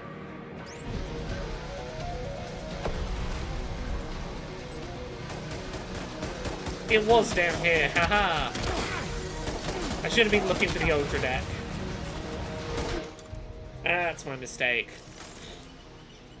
Look, they've explored the idea of alien invasion so many times in the Zelda series. I want them to just commit and do the alien invasion Zelda. There we go. Literally 2 fucking shots from death, and it took me like 5 minutes to find them.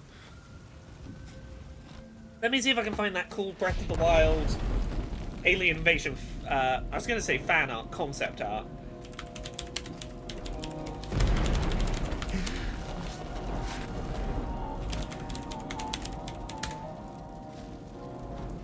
Oh yeah, this is the one.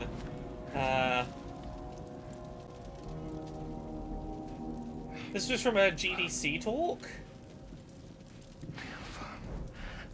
Did he say Nirvana? Is he implying this is some sort of realm for the enlightened? Yeah, let me pause for 1 second. This is concept art for Breath of the Wild, and one of the original pitches for what that game was going to be was this. Give me this Zelda game. We've dabbled in UFOs multiple times in the series history. Oh, I deleted my fucking the streaming frame. Sorry, give me 1 second to fix my streaming overlay. But yeah, you see what I mean? That's a cool fucking design, right? I need streaming art 16:9 overlay. That's the one. A nice little border. And haha, we can continue.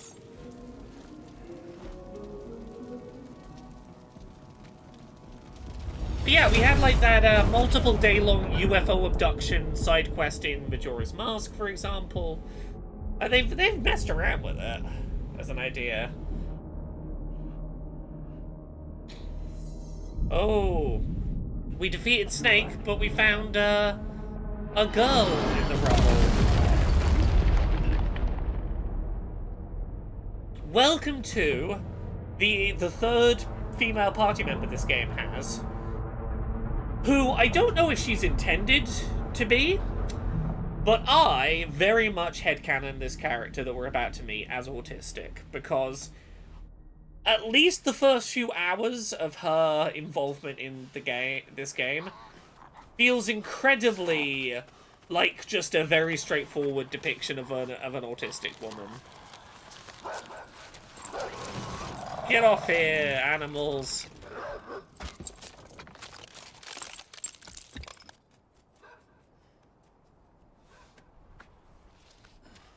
That did appear to be Tasmanian devils and a robo puppy.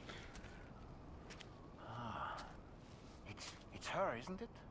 The girl from before? I have no idea what just happened, but this is set on mainland Australia. DHV Magellan, huh? Let's meet tomorrow in her cocoon.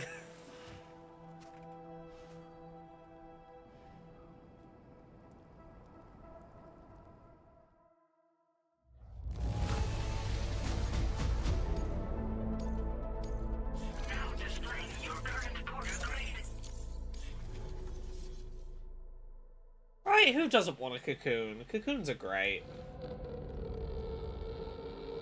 Oh, I'll show you in a minute the Lovecraftian alien designs that were mocked up for Breath of the Wild. They're fucking fun. Yeah, sometimes as an autistic woman, you just want to hide yourself away from the world in a cocoon. Just a little bit.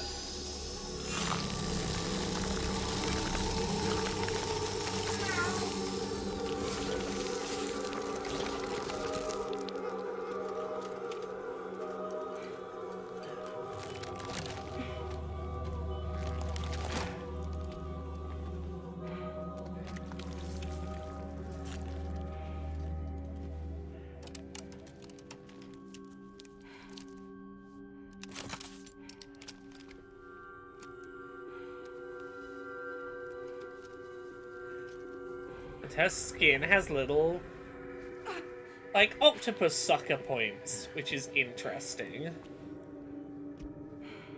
A motif we've seen come up at least once already in this game.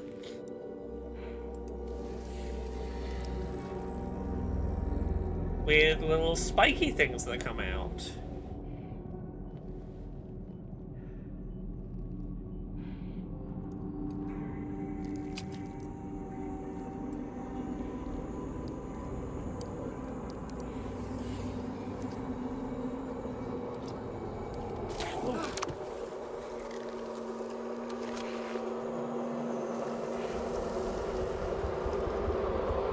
She's got timefall spikes.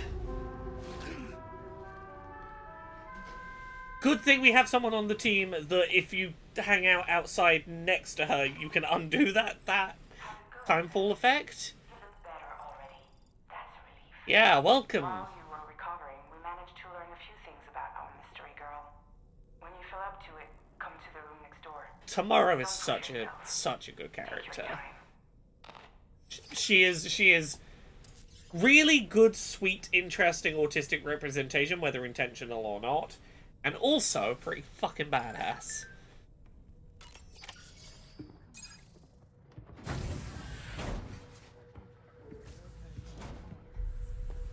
Careful, careful.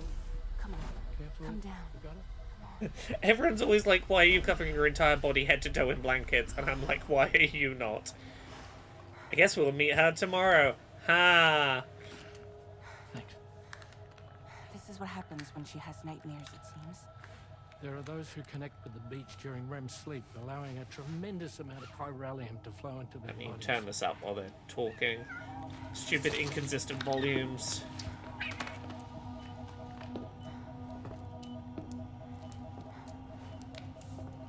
Hey, is your wrist gonna be okay?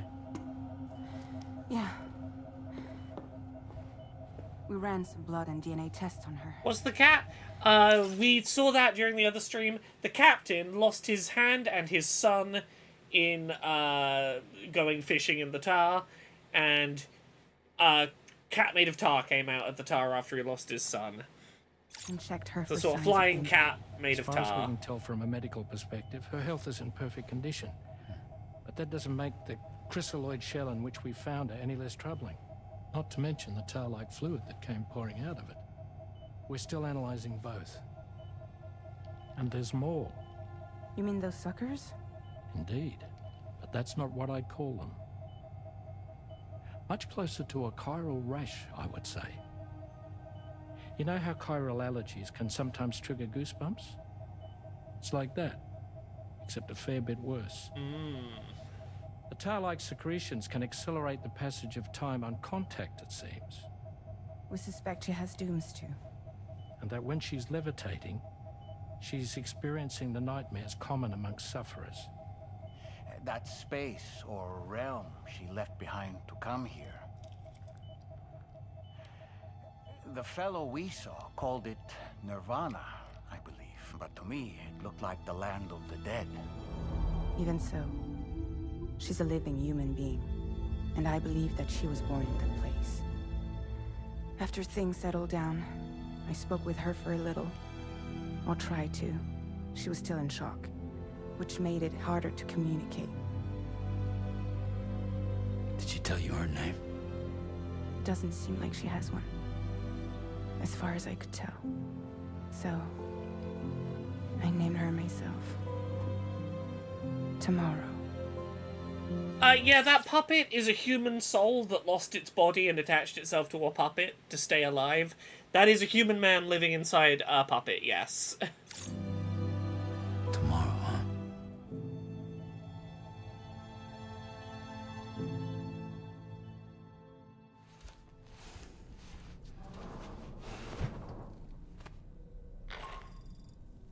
Sam, it's Charlie. We've recently received a report of brigands engaging in suspicious activity to the west. And I'm sure you'd like to push on, but I don't think we can afford to ignore this. Please access the DHV Magellan's delivery terminal to undertake this main order. Okay, give me 1 second. I'm going to show you So I showed you what the UFO Breath of the Wild concept was like. Here's what some of the enemies in that version of Breath of the Wild might have looked like. These fucking eldritch abominations could have been some of the enemies to be fought in Breath of the Wild in its alien invasion form. Right, I want to see like an alien invasion horror Zelda.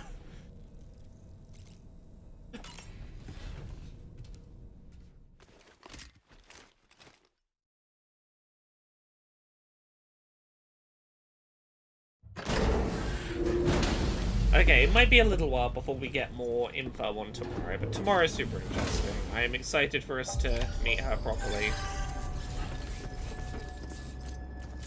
Okay, what's our current quest? Sam, we've received an urgent request from the Northern Environmental Observatory. Brigands to the west of the facility have got their hands on a large stockpile of weapons and have taken it back to their base. Ooh. This happened shortly after the recent tarfall abated. The surrounding area was littered with a massive quantity of cargo that had been washed up by the tar. The brigands wasted no time gathering up everything they could and hauling it back to their encampment. Are we meeting her tomorrow or today? We met her today. We'll learn more about her. Maybe today, maybe tomorrow. Units in the field. These ones are wearing red, reinforced armor, accented with luminescent light strips. As their unique appearance okay, the enemies are going to get harder. They're more resistant to damage. Melee and electrical. These units have, and their presence like. If we ignore this development, so we need to see. They got weapons. We got to get the weapons back. Analyze the shockwave. This leads us to believe that the cargo the brigands secured may have included. Bellabean, I think like the initial reason, like my assumption as to why Fragile is calling her tomorrow is because, like, she's not talking yet, but the one thing we know about her is that her skin has little spikes that secrete timefall juice that rapidly time advance you. So her little suction suckers are squirting out ink that makes your hand get older, like it will be tomorrow. I think that's the gist of it. Material. Directly assaulting the brigands using firearms risks triggering these devices. Any sort of catastrophe. It is therefore critical that I implore. I'm going to ignore that advice and I'm going to go fight my way in, if you don't mind. Okay, we go from here to here to here. Cool.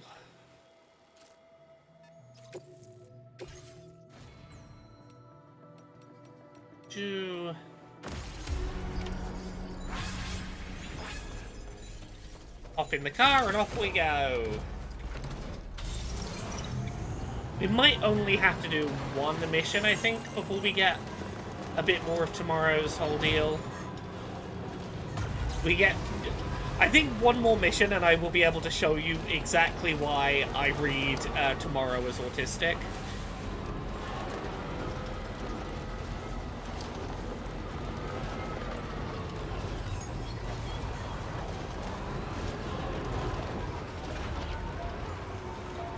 First, I must go fight my way through a base.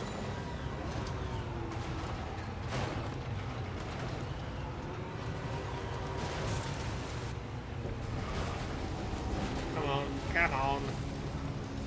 Over we go.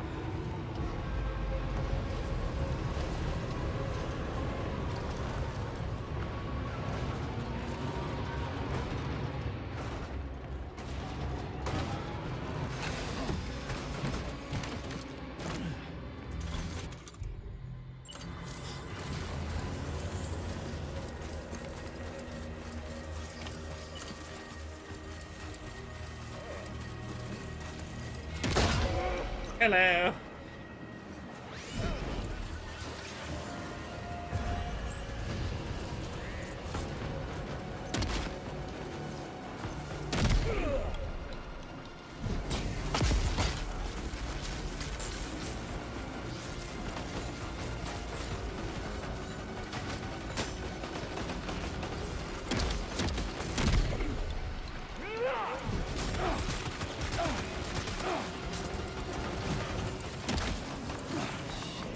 Okay, come on.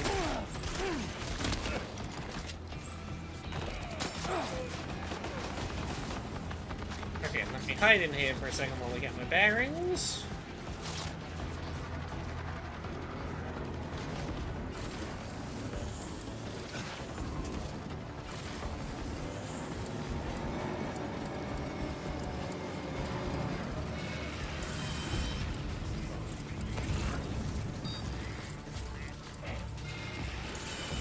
Okay, I want to be one floor down, realistically.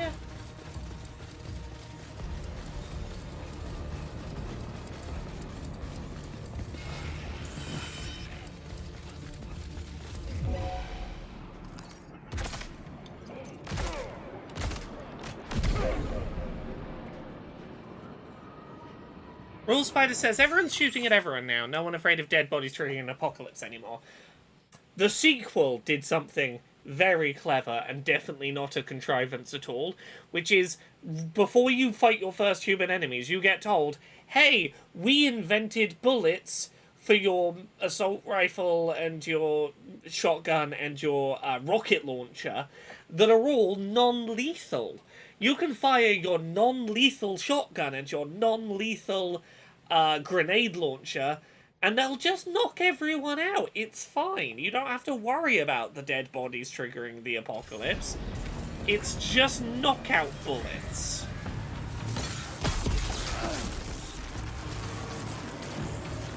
So, Rule Spider, that's the very, very, very smart, very important explanation.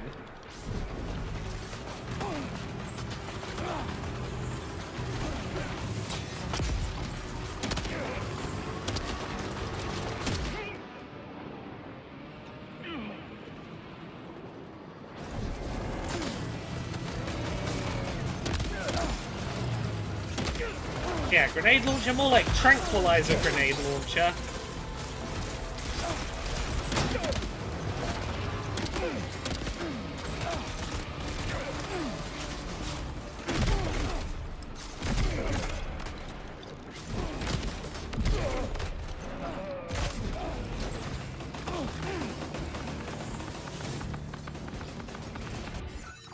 Yeah, Scrangle says the whole thing with it was the lethal weapons were completely redundant. You didn't carry less ammo for them, and when fused with your bloodless, lethal weapons did the same damage to BTs, so it was whatever in the end.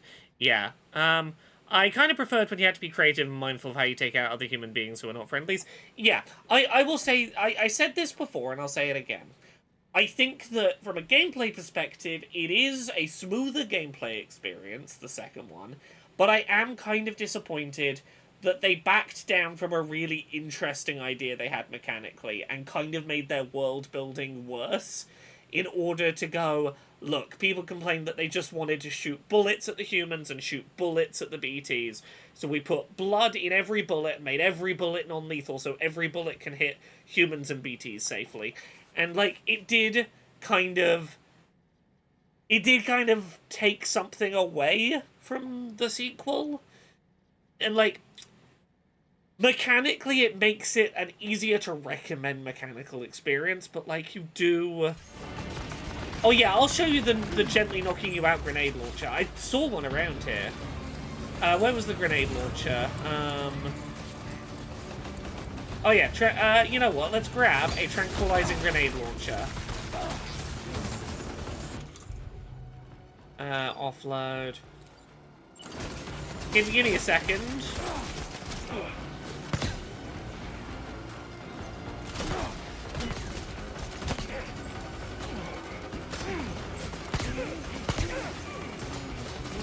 Oh, this is the one that actually does trank gas. No, there's one that does, like, exploding grenades. That's the one I want.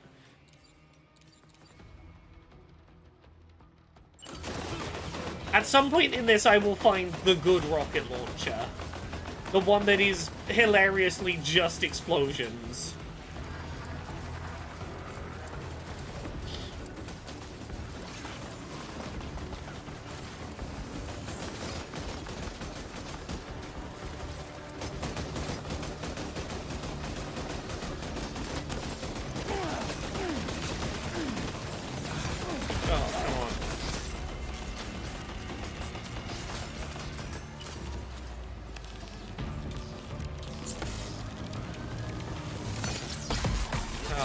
Ah, come on.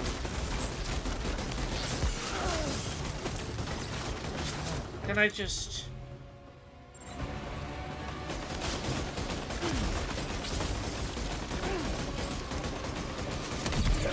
There we go. Fuck you.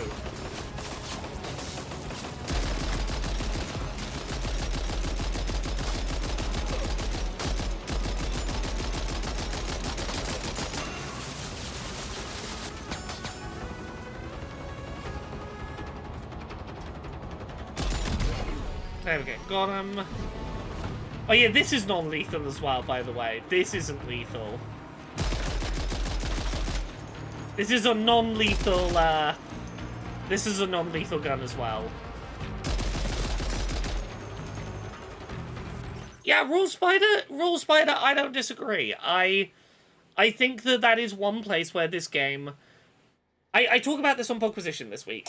This is one of the ways where it feels like this game kind of capitulates to people who complained about the first one going, I like Metal Gear Solid, where's all the shooting in this Kojima game? Why is it not more like Metal Gear Solid? It feels like Kojima a little tiny bit cowered it out and made it more made it more... For all that, like, people have been sharing that quote of, like, oh, I made the game worse because too many people liked it. Like...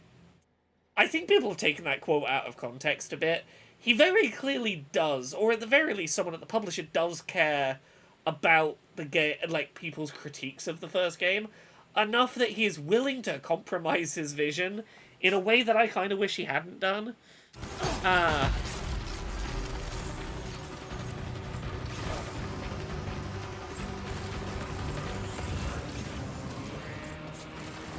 Oh, I want a new assault rifle. Where can I get an assault rifle around here?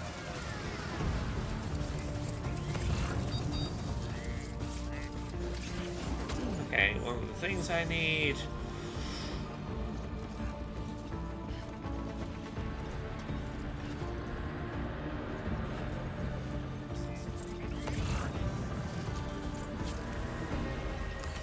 Do with ceramics.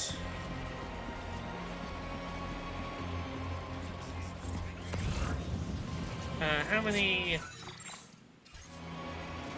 There's burrowing bombs.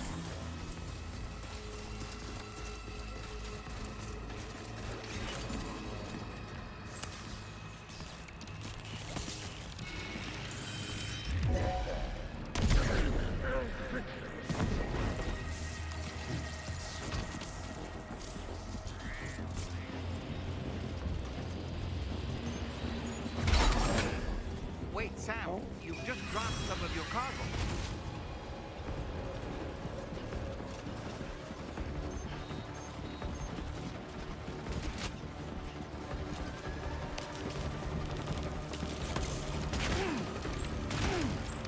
Yeah, there you are. Come on, give me your gun. Don't just drop your boots, drop your gun. I want your gun.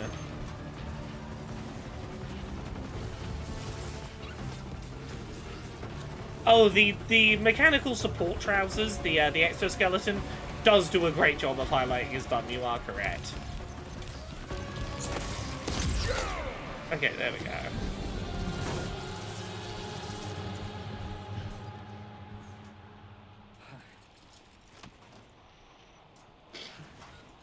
Alright.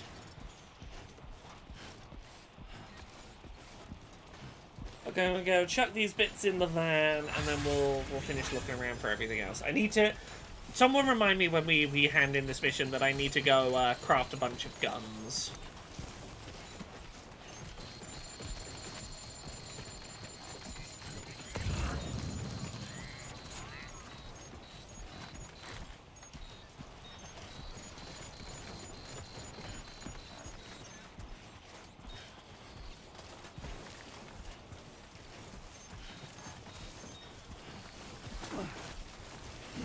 Oh no, my mechanical trousers are nearly out of battery. Where is my car? Down there. Okay. I'm gonna drive my car, like, up into the base to... Yeah. Keep it up, Sam. I have less distance to trek my supplies back.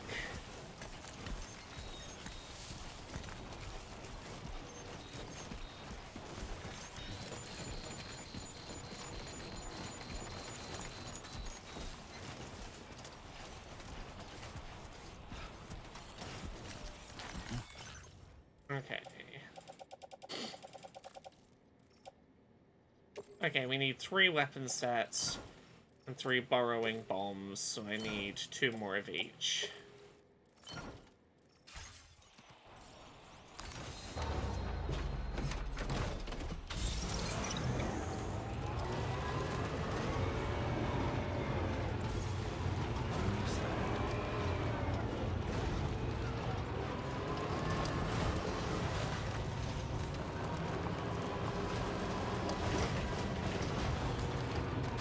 This'll do, middle of the base. Need... Oh, one of the weapon sets is over there.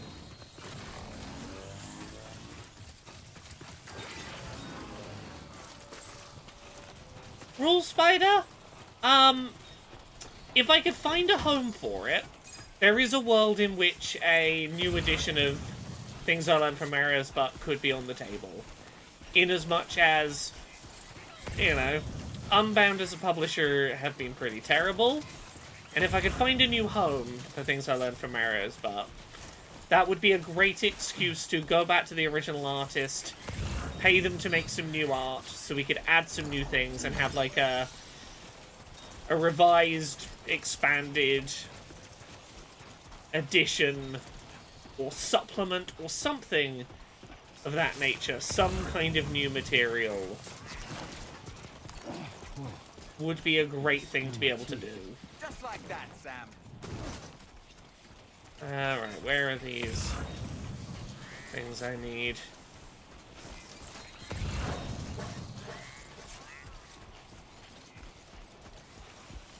Yeah, everything with books is a lot right now, but we'll get there.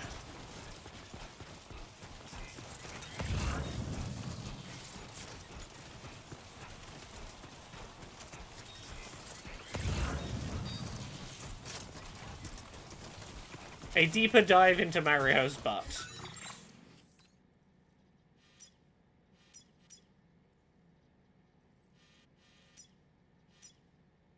Just push on through. What you said.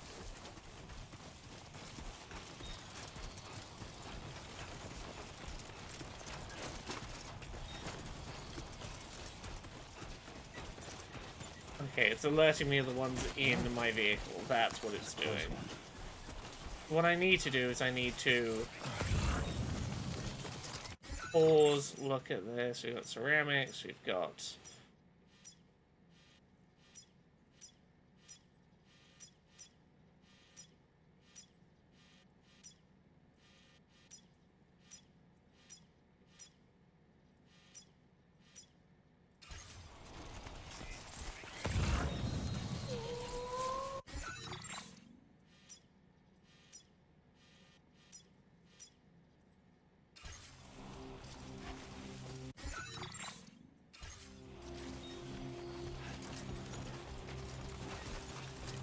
Is it 3 of each or is it 3 combined? I'm trying to find.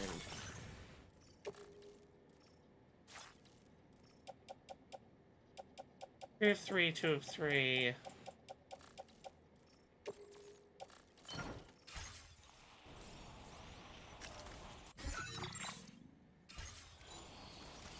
Feels good.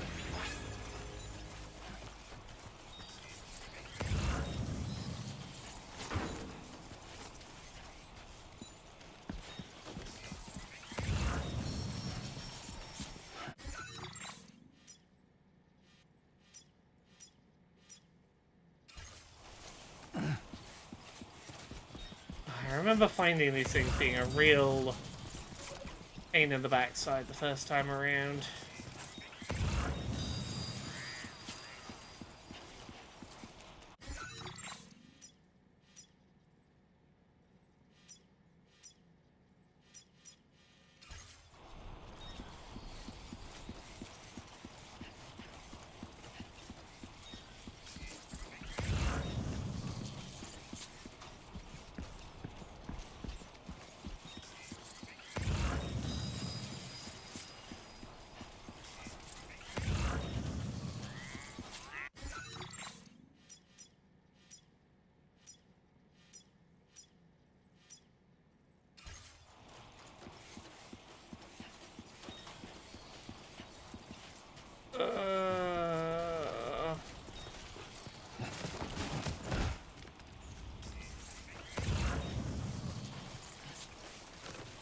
don't remember where this shit is. It's getting dark, which isn't going to help me find it.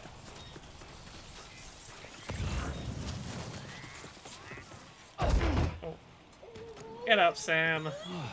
Get it. Are you okay, Sam?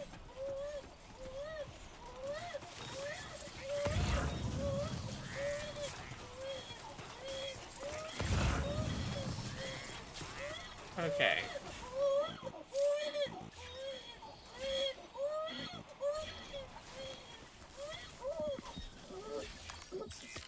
Okay, there we go.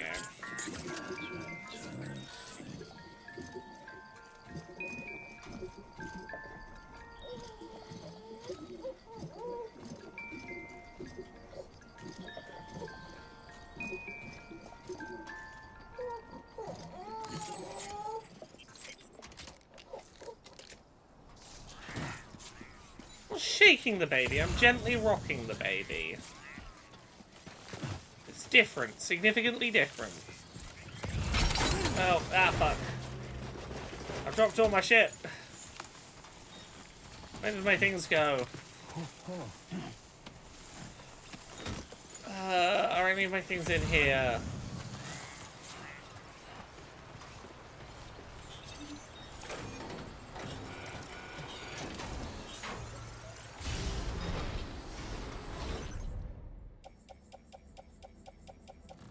No.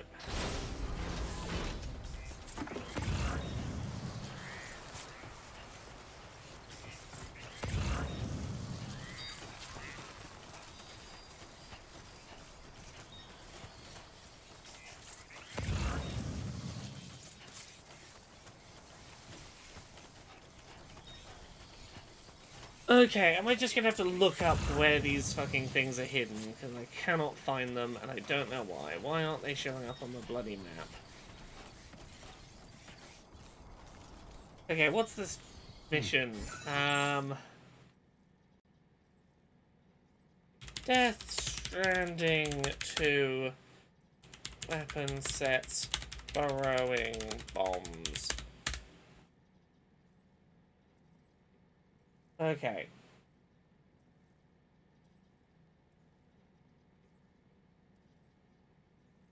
How to find them? Okay,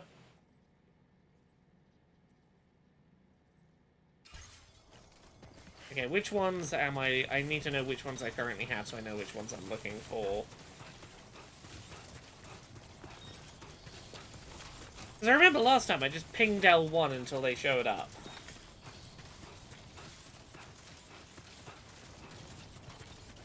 Okay. Okay, weapon set 1. Set 2, so I'm looking for weapon set 3. Oh. Final one, the burrowing bomb. Oh, that is all of them. I was wrong to think that there was 3 weapon sets and 3 burrowing bombs. Oh, is this because I've got my webcam over the text? What does it say? Deliver them all to the Environmental Observatory. I had them all already. I'm an idiot. Oh, well. That would be why I couldn't bloody find them. Oh, well, let's go meet Autistic tomorrow.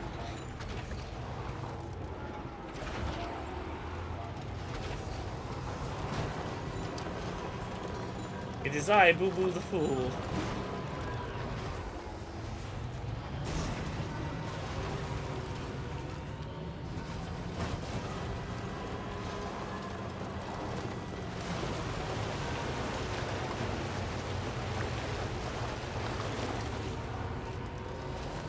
Said, I am going to start trying to contribute more to these roads.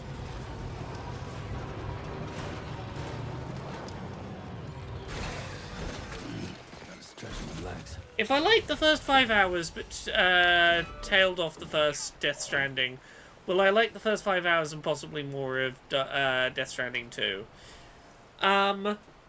You can watch the first 8 hours or so of it on the VODs of my stream, if that would help you decide whether you would stick with it longer or not. I don't know the answer for certain, but Okay, that's another stretch of road. I've made some more road, look at that. I will hand in these materials in a minute, but I do wanna...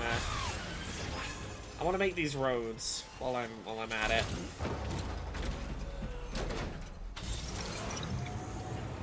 Like, it depends what caused you to trail off for the first one. This one is still fundamentally go on big walks and big travels and occasionally have cutscenes. The narrative is way better, and there's a lot of quality of life stuff, but it is fundamentally go on a big walk/drive the game. Really maxing out the term walking simulator.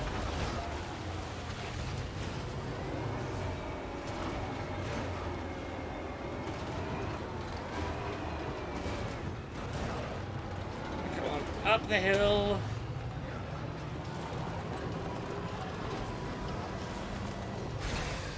Okay. Oh, this road's nearly done.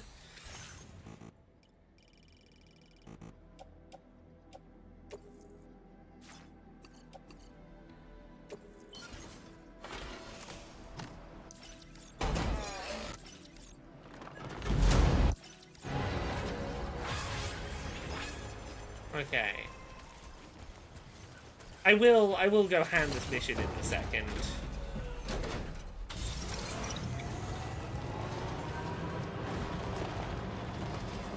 I think these roads are basically done.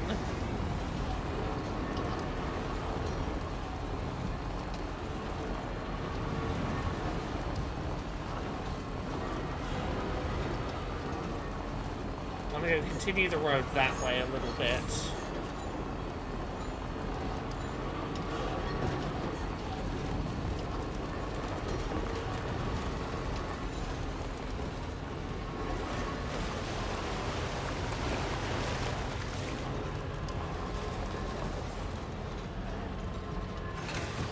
Can I finish this one?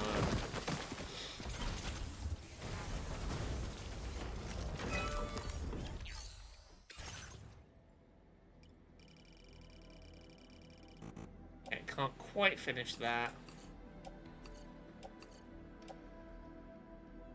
A few more ceramics, but we're basically done on that road.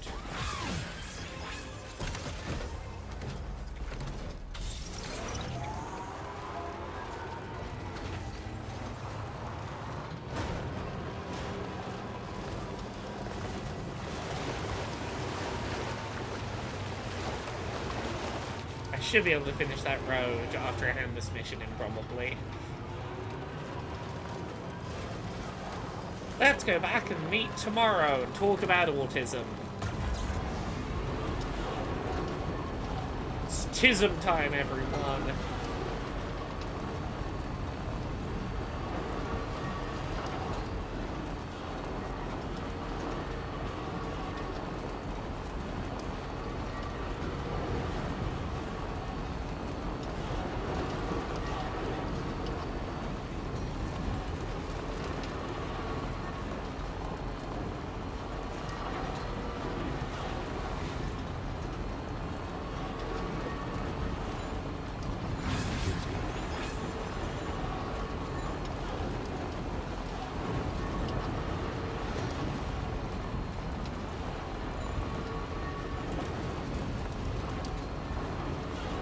Look at this beautiful road system.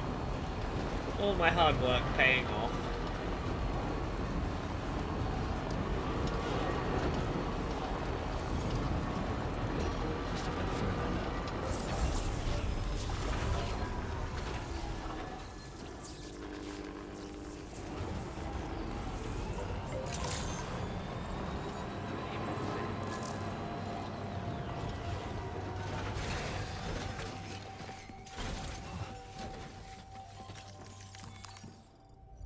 Did I park close enough to... Yeah, I did. Whoa. Did you really go out and steal all that stuff from the brigands? Way to go, Sam. Let me get started on processing your haul. Yeah, you will. I can't find a single scratch on any of this stuff. Yeah, I'm amazing. Thank you, Natalie. I do need to craft guns. So much. Done things only you could have done. Okay, I can make street We want you to lights. have this data. I can make longer bridges. We've increased your allocation of materials. I can get more materials. But oh, and Sam, there's actually one other thing I wanted to talk about. Call it a little insight into the cargo you recovered on our behalf. It included a device I believe you guys have taken to calling a chiral jammer. Oh These no. jammers are capable of disrupting the flow of local They stop us doing currents. fast travel. In addition, you also recovered some explosives modded to be able to penetrate the ground and detonate within the tar. Needless to say, both these items could have been used to deliver an enormous blow to the chiral That's network. no good. In other words, we've really dodged a bullet. But what I'd like to know is why this tech wound up in their hands in the first Probably place. because they're trying to fuck us up. Honestly, it's almost like those brigands knew in advance that the tar was hiding cargo. We've got to consider the possibility that someone gave them a heads up. Food for thought on the road. Yeah. Excellent Unsurprising. work, Sam. You'll be happy to hear that tomorrow's regained consciousness. Once you're back on board the DHV Magellan, you should see for yourself. I will. I'm first, however, gonna craft guns, and then I'm gonna go. Let's see. So let's claim materials.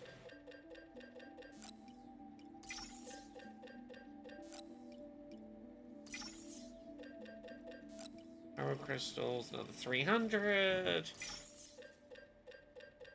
Ceramics, another 320. 480 special alloys. Load into the pickup. Fabrication.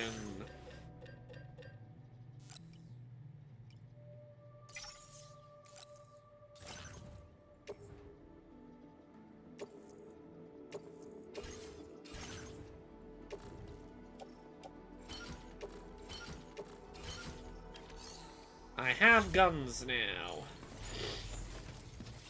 And I might still have enough stuff left over to go build that bit of road before we go see how tomorrow's doing.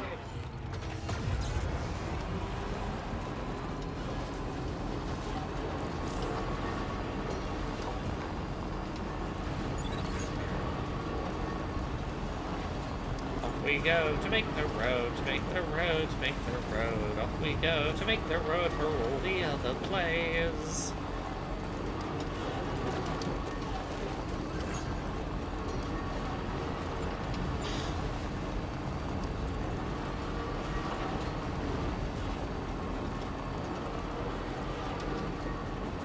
I do need lots of guns. Now, what I really need is one gun and just a lot of ammo, but that's not an option, so I need lots of guns.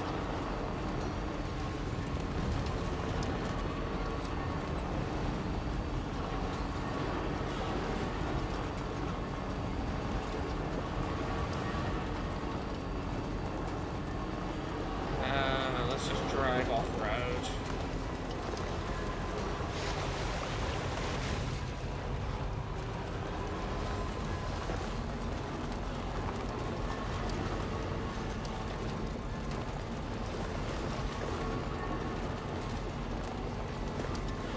Yeah, making the roads for those who come after. Exactly.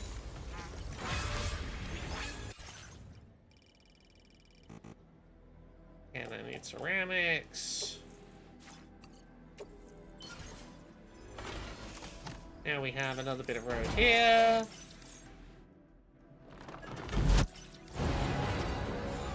So this road connects from here. Where does this road even go?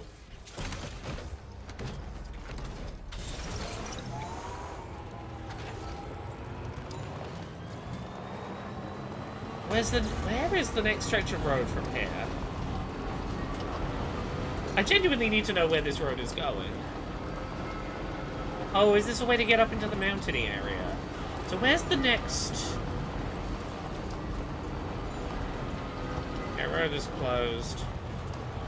How do I even make more road? Is this just No, I'm not even sure where I would make more road from here. Oh well. Yeah, I guess if I was coming from this way, that would be an easier way to do that. Oh, I do enjoy making up a little silly song in my head. The ADHD, I'm doing a thing and making a song as I go. Urge.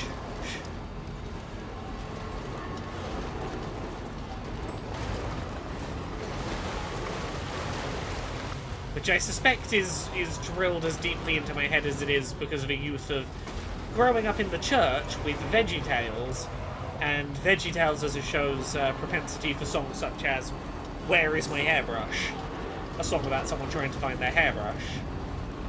Oh, where is my hairbrush? Oh, where is my hairbrush? Oh, where is my hairbrush? There's some Christian pop culture for you.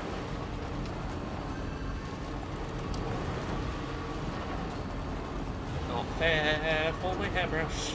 No hair for my hairbrush.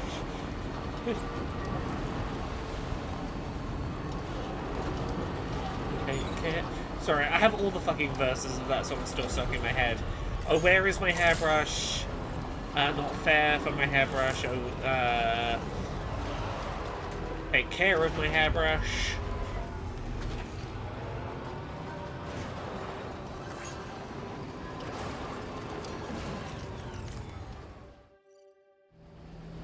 Silly songs with Larry the Cucumber. Okay. Let's go meet tomorrow and see whether you, chat, agree with me that she is being presented 100% as just an autistic character, at least early on.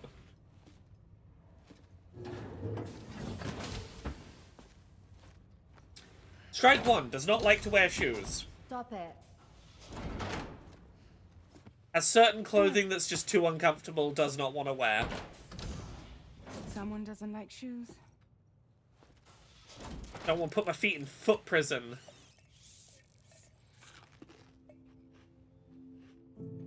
She won't even touch any normal food. Will only eat a very restrictive diet of safe foods. But at least we managed to convince her to take a shower. Gently rocking back and forth. No. The slight finger in the mouth rock back and forward. I add to my evidence pile. No, tomorrow. We don't do that.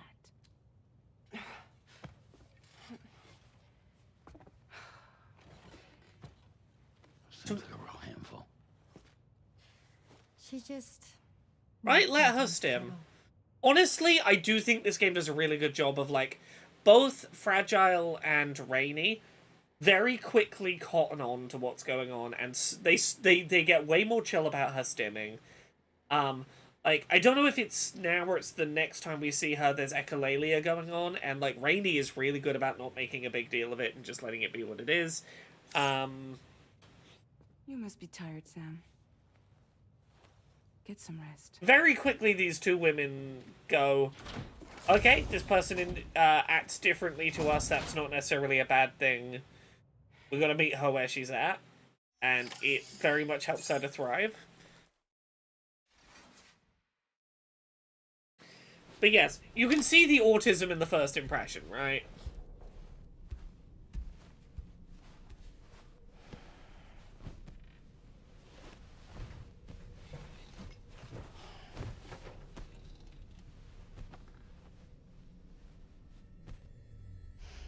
Yeah, limitedly verbal, has not spoken verbally yet.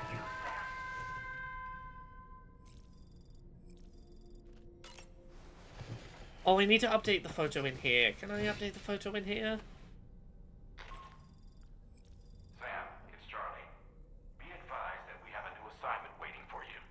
I'll need to brief you on upcoming objectives as well.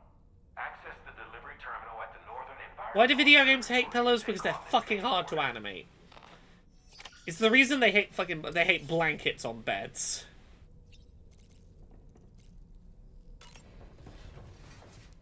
You ever see a character get into bed, put their head on a pillow and pull a blanket over them in a video game, it's fucking witchcraft.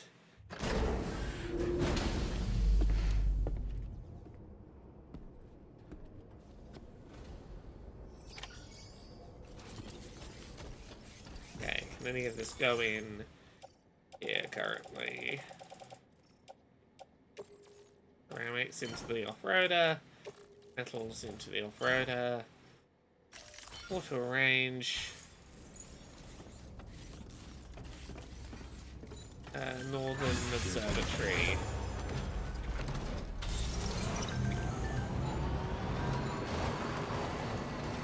Let's find out what the next mission is. I'm probably not gonna do. Just say rule spider. No, I don't think you're off base to suggest that 3 people in a tiny room when you've just woken up would be a bit, you know, would be a bit much. There is more to it, but yeah. So what's next? By linking up the various sites farther to the north, you'll eventually we can maybe do one more mission. Connection to Hartman's facility. In short, it's time to tackle the northern part of the continent. Start by bringing the F2 South distribution center into the network. Some of the staff there are former residents of Cape Fort Knot who managed to escape the city before it was swallowed up by the tar.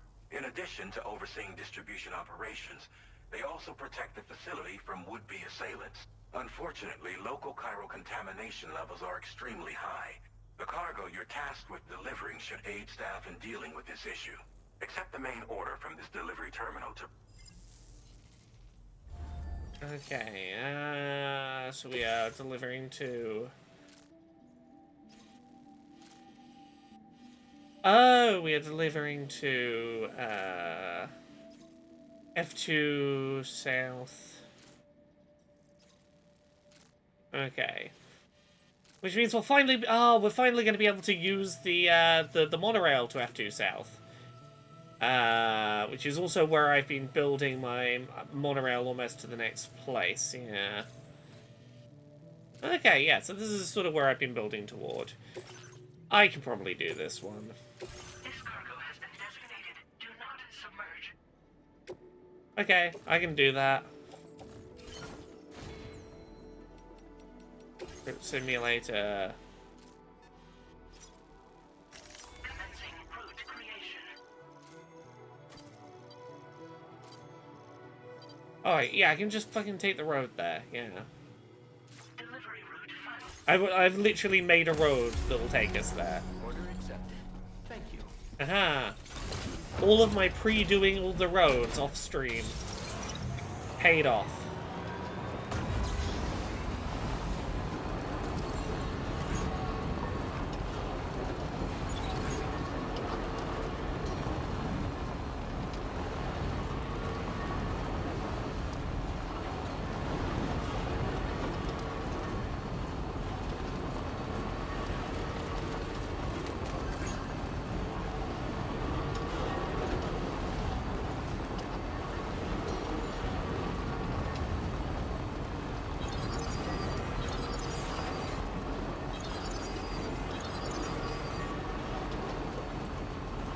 Rivers are rising. That's fine, we got roads. We don't need to stress about that.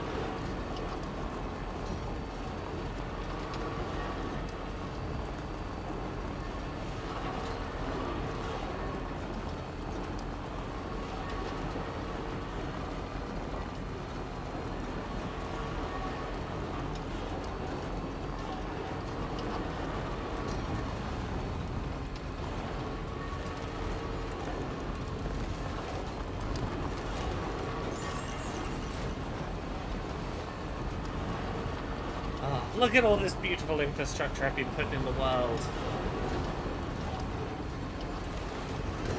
Connected all these lovely spots up.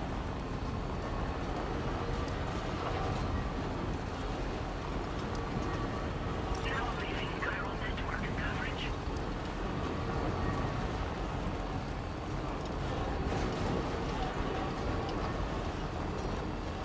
These are all my monorails I've been building. You can see I've built them to the current destination we're going to, and I've already built them almost to the next monorail destination round that corner.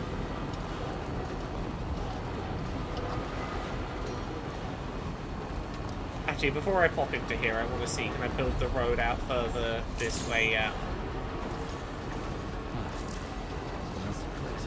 How many materials do I need to build this next bit of road? I feel like I'm really close to building this road. Can't remember what it was I was lacking. Either it might have been ceramics. Might be just like a couple of hundred ceramics short.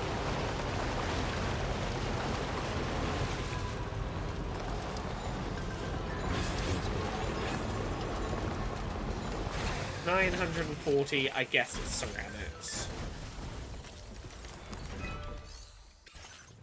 Yeah, I have 210.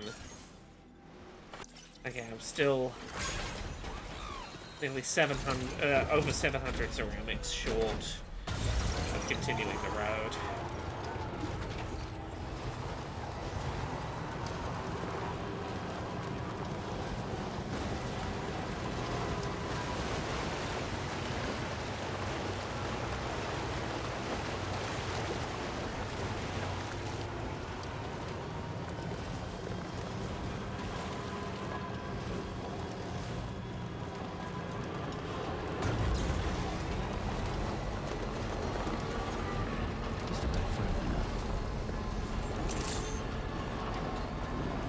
Here we are.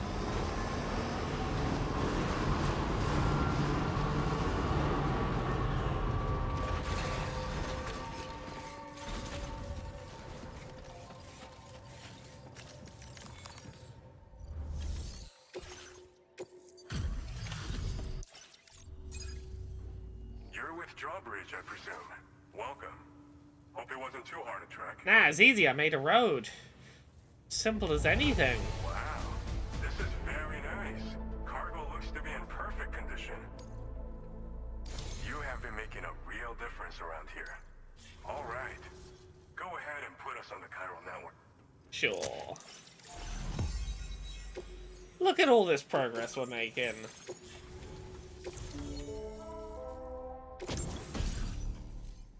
Oh, I can make combat shoes. A sticky glue gun. Now displaying your current port upgrade. So we've been linked up, at last. There's also the necrobiotes you brought us as well. Feels like we finally turned a corner. For our part, we've shared data for some custom vehicle components, as well as some sturdy combat boots. I'm sure the vehicle parts in particular will come in handy for combat and cargo retrieval. You need all the help you can get, because those armed survivalists waiting for you out east are far more dangerous foes than the brigands. They're a bunch of fools who won't hesitate to kill people, with no shortage of lethal weaponry. Though I'll be damned if I know where they got Oh, it. I have no idea where they got You're prepared lethal to head their way. guns. Speaking of which, those combat boots ought to add some serious power to your kicks. Okay. Would you stay? Sam, now get yourself back to the DHV Magellan and take a load off. Just so you know, Tomorrow's been doing much better. Yeah, let's go visit tomorrow. Order complete. Well done. Yeah, I can imagine Rule Spider seeing two living in just metal walls would not do great for the brain, I can imagine. There's the Magellan.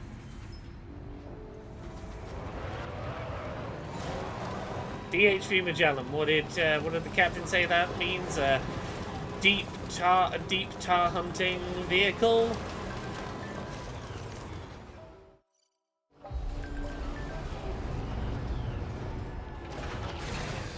Deep tar hunting vehicle.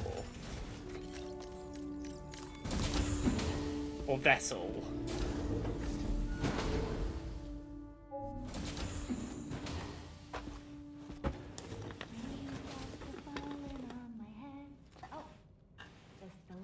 Longer, okay? Raindrops are falling on my head. And just like the guy whose feet are too big for his... Right? Like, I really like how quickly Rainey, like, has gotten on board with, hey, look, Tomorrow doesn't really talk, that's fine. I'm gonna look after her. I'm still gonna, like, verbally interact the way I would with anyone else. I'm not gonna, like, make it weird. Which I think is nice. Those raindrops are falling on my head. They keep falling. You know this song? So I just did me some talking to the sun. Doesn't make a big deal out of it when Tomorrow starts humming along and is like, cool, okay. Good vibes with the fact that this is how we're communicating.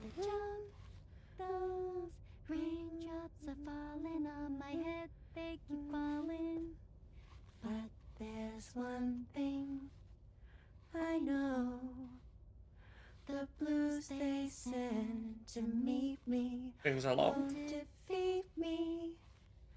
It won't be long till happiness. Right, these two are really sweet together already. Okay.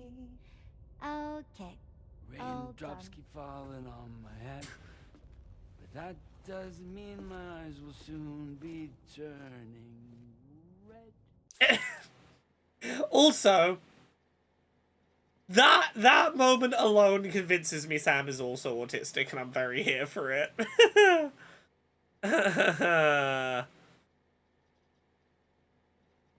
Raindrops are falling on my head.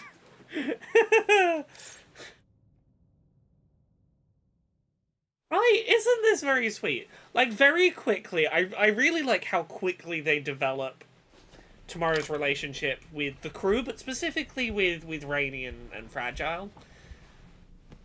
They don't waste their time with setting up what the dynamic between those three is going to end up being. Also, that singing scene, very interesting on a second playthrough.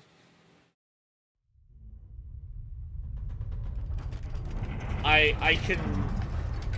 can intuit meaning from that scene that I didn't the first time around.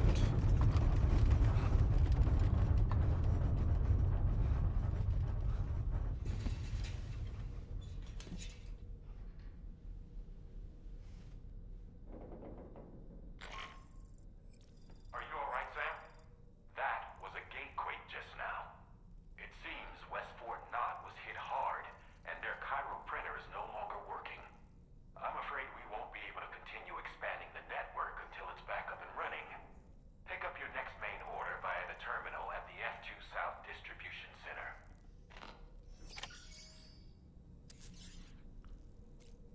Okay.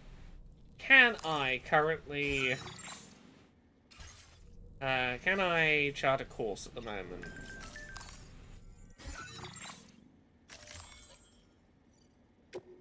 No, I can't fast travel the DHV right now. That's frustrating. I wanna end this stream for today somewhere where I can fast travel the DHV Magellan, so that I can do side quests off stream. Which means I'm gonna have to play at least a little more before I finish up the stream for today. I want to pick up a question there, and... Okay.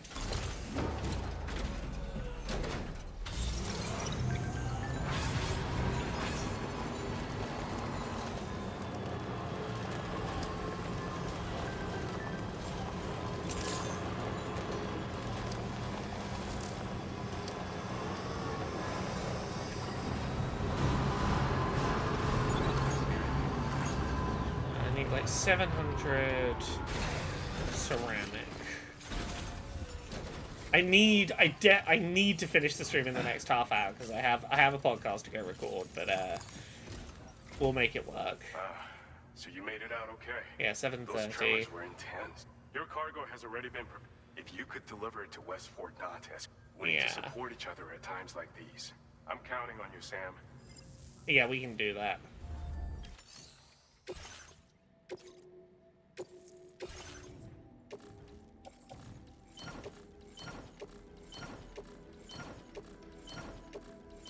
Age. Can I just go take the monorail back? Can I ride the monorail back?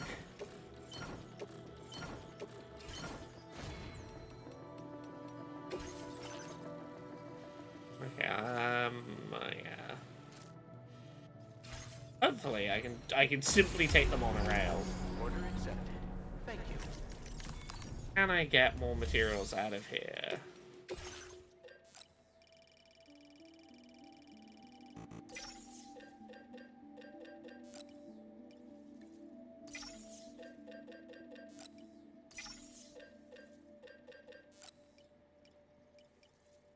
$640.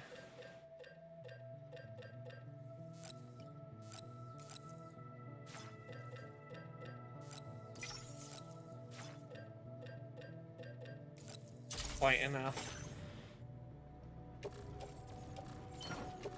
Step off-road.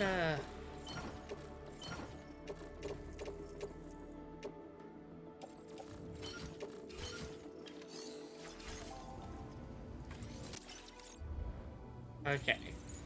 Can I use my facility features monorail? Go to West Fort North with my off-roader.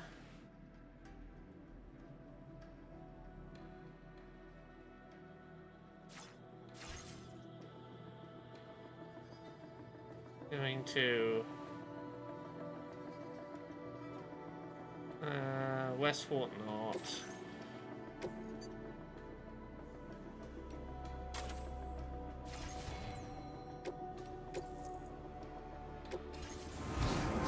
Okay, yeah, this is gonna be a really easy quest. I built the monorail. The monorail will do this for me.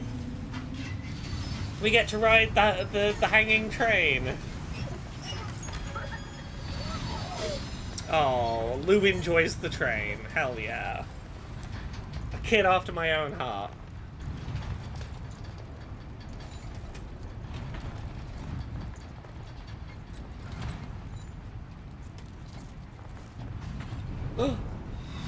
Ah, that's a better view.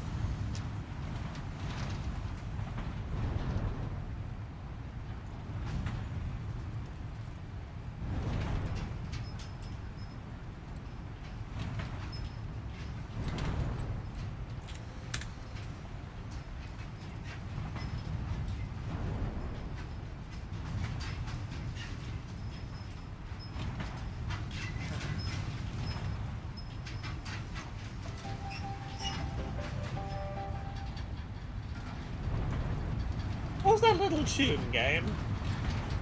What did we get that bit of music for? But yes, I do enjoy being able to ride the train like this and go, look at all this progress I made off stream. Look at all this. Oh yeah, obviously it was the train tune. How did I not see? I did all that little that playing off stream, and then on stream it means I get to just ride a train to nice music for a bit. Looking at like all the infrastructure I've helped make for everyone.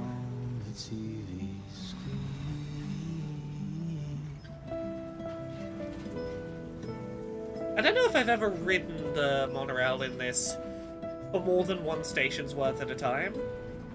Will it stop or will it just go the whole way through? I imagine we're going to go in one end and straight out the other. We're gonna go through the station.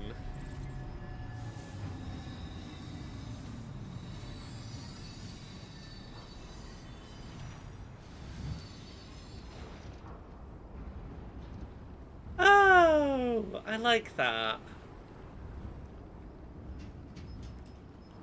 Give it a minute to pause at the station in case anyone else is loading stuff on or getting off. And then onward we go.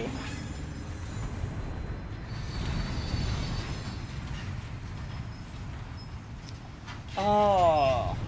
Okay, it should be no surprise, particularly to anyone playing the first game. We're going to finish this game and then have to go do a journey from, like, the last place we connected to the grid all the way back to the start. Like, where we started the journey.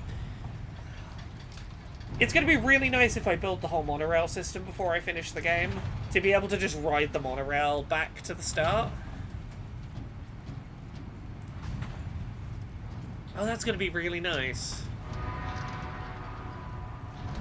Oh, and when there's a monorail going the other direction, the horn, they honk the horn to be like, hello, fellow monorail driver. Oh.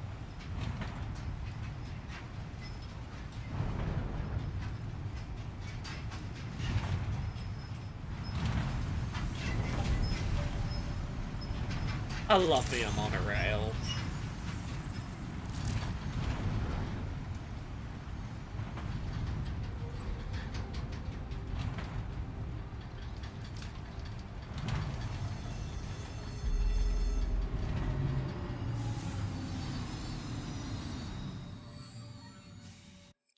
That'll do.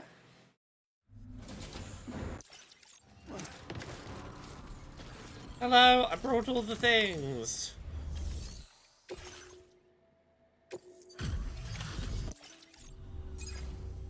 Oh, Sam, I'm so glad to see you again. We just got hit by a massive quake. I was afraid you might have got hurt out there. Anyway, I'll check your cargo. This cargo is in fabulous condition. Of course it is. I mean, it's really quite impressive. Yeah, I literally rode the train here. It feels as though we're always leaning on you for support. Please allow us to return the favor with this Chat, cargo. you were literally just saying this, Just weren't wanted you? to let you know that we're increasing the amount of materials you can withdraw. Oh, hell yeah. Thank you so much. I've never felt tremors like that before. It makes me pretty concerned about other folks living nearby. But at least the monorail you patched up seems to be none the worse for wear. Hey, out of curiosity, have you restored any of the other large mines?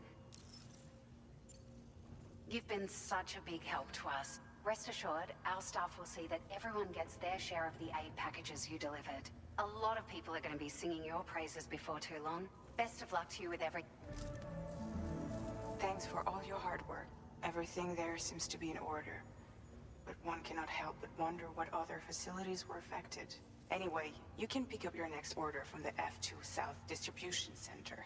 This one's a rescue mission, Sam. Someone's been taken hostage by the armed survivalists, and the survivalists have been known to kill people. Oh, and it seems the tar currents have finally stabilized. So the DHV Magellan should be able to travel without... Yay! Call us if you need us. That's good. That means I can go do side quests off stream. Because I can fast travel back and forth to other locations to do those. So you know what I'm going to do? I'm going to finish up any minute now, but we are going to ride that train, that monorail one more time, because of course I am. I have the option. I'm going to do it. Get a bunch more chiral crystals. Oh, look at this. 3 resins. Verti's getting ceramics. 3 ceramics.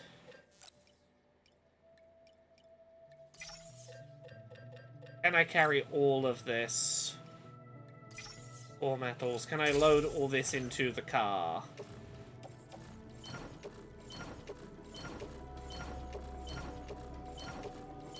Load as much of this in as I can. Okay, what can't I load? I'll load some of these into the private locker for now.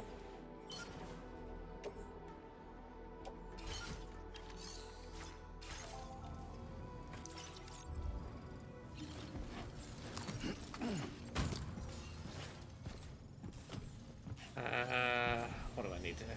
What am I going to need at least of right now that I can put in the...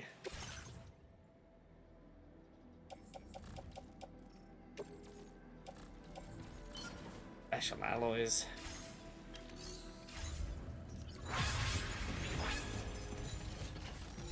Then...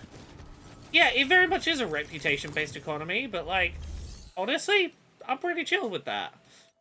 30 features, use the monorail, we want to go to here, load vehicle, the South Distribution Center, then we're going to get on the monorail.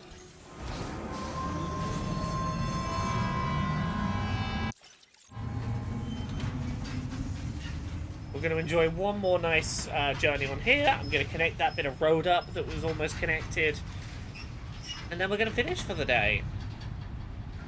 thank you so much, everyone, for coming along and enjoying some more Death Stranding. I will be back on Monday, probably streaming some more of this.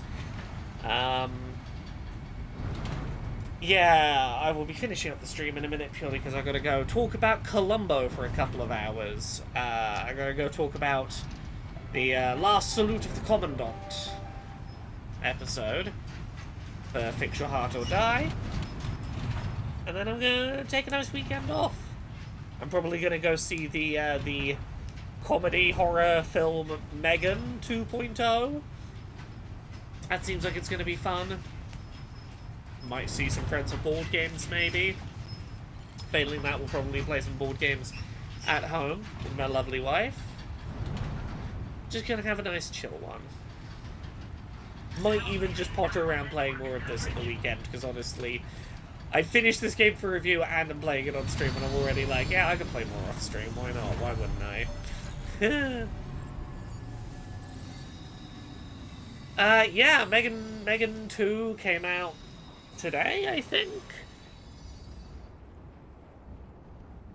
I'll at least wait until we finish the monorail ride. I'm not going to deprive everyone of the monorail. That would be criminal of me.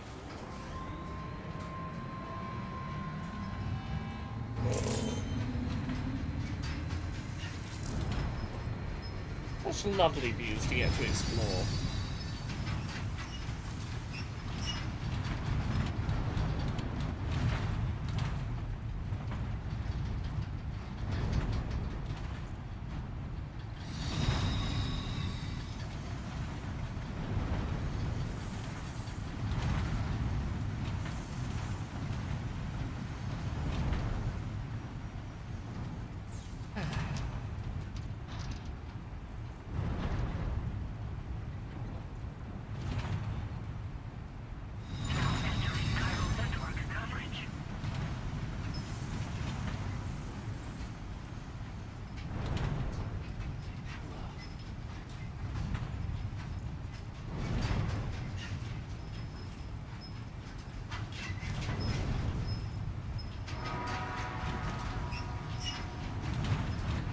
I need someone to make just like a multiple hour loop of just gentle monorail through this game.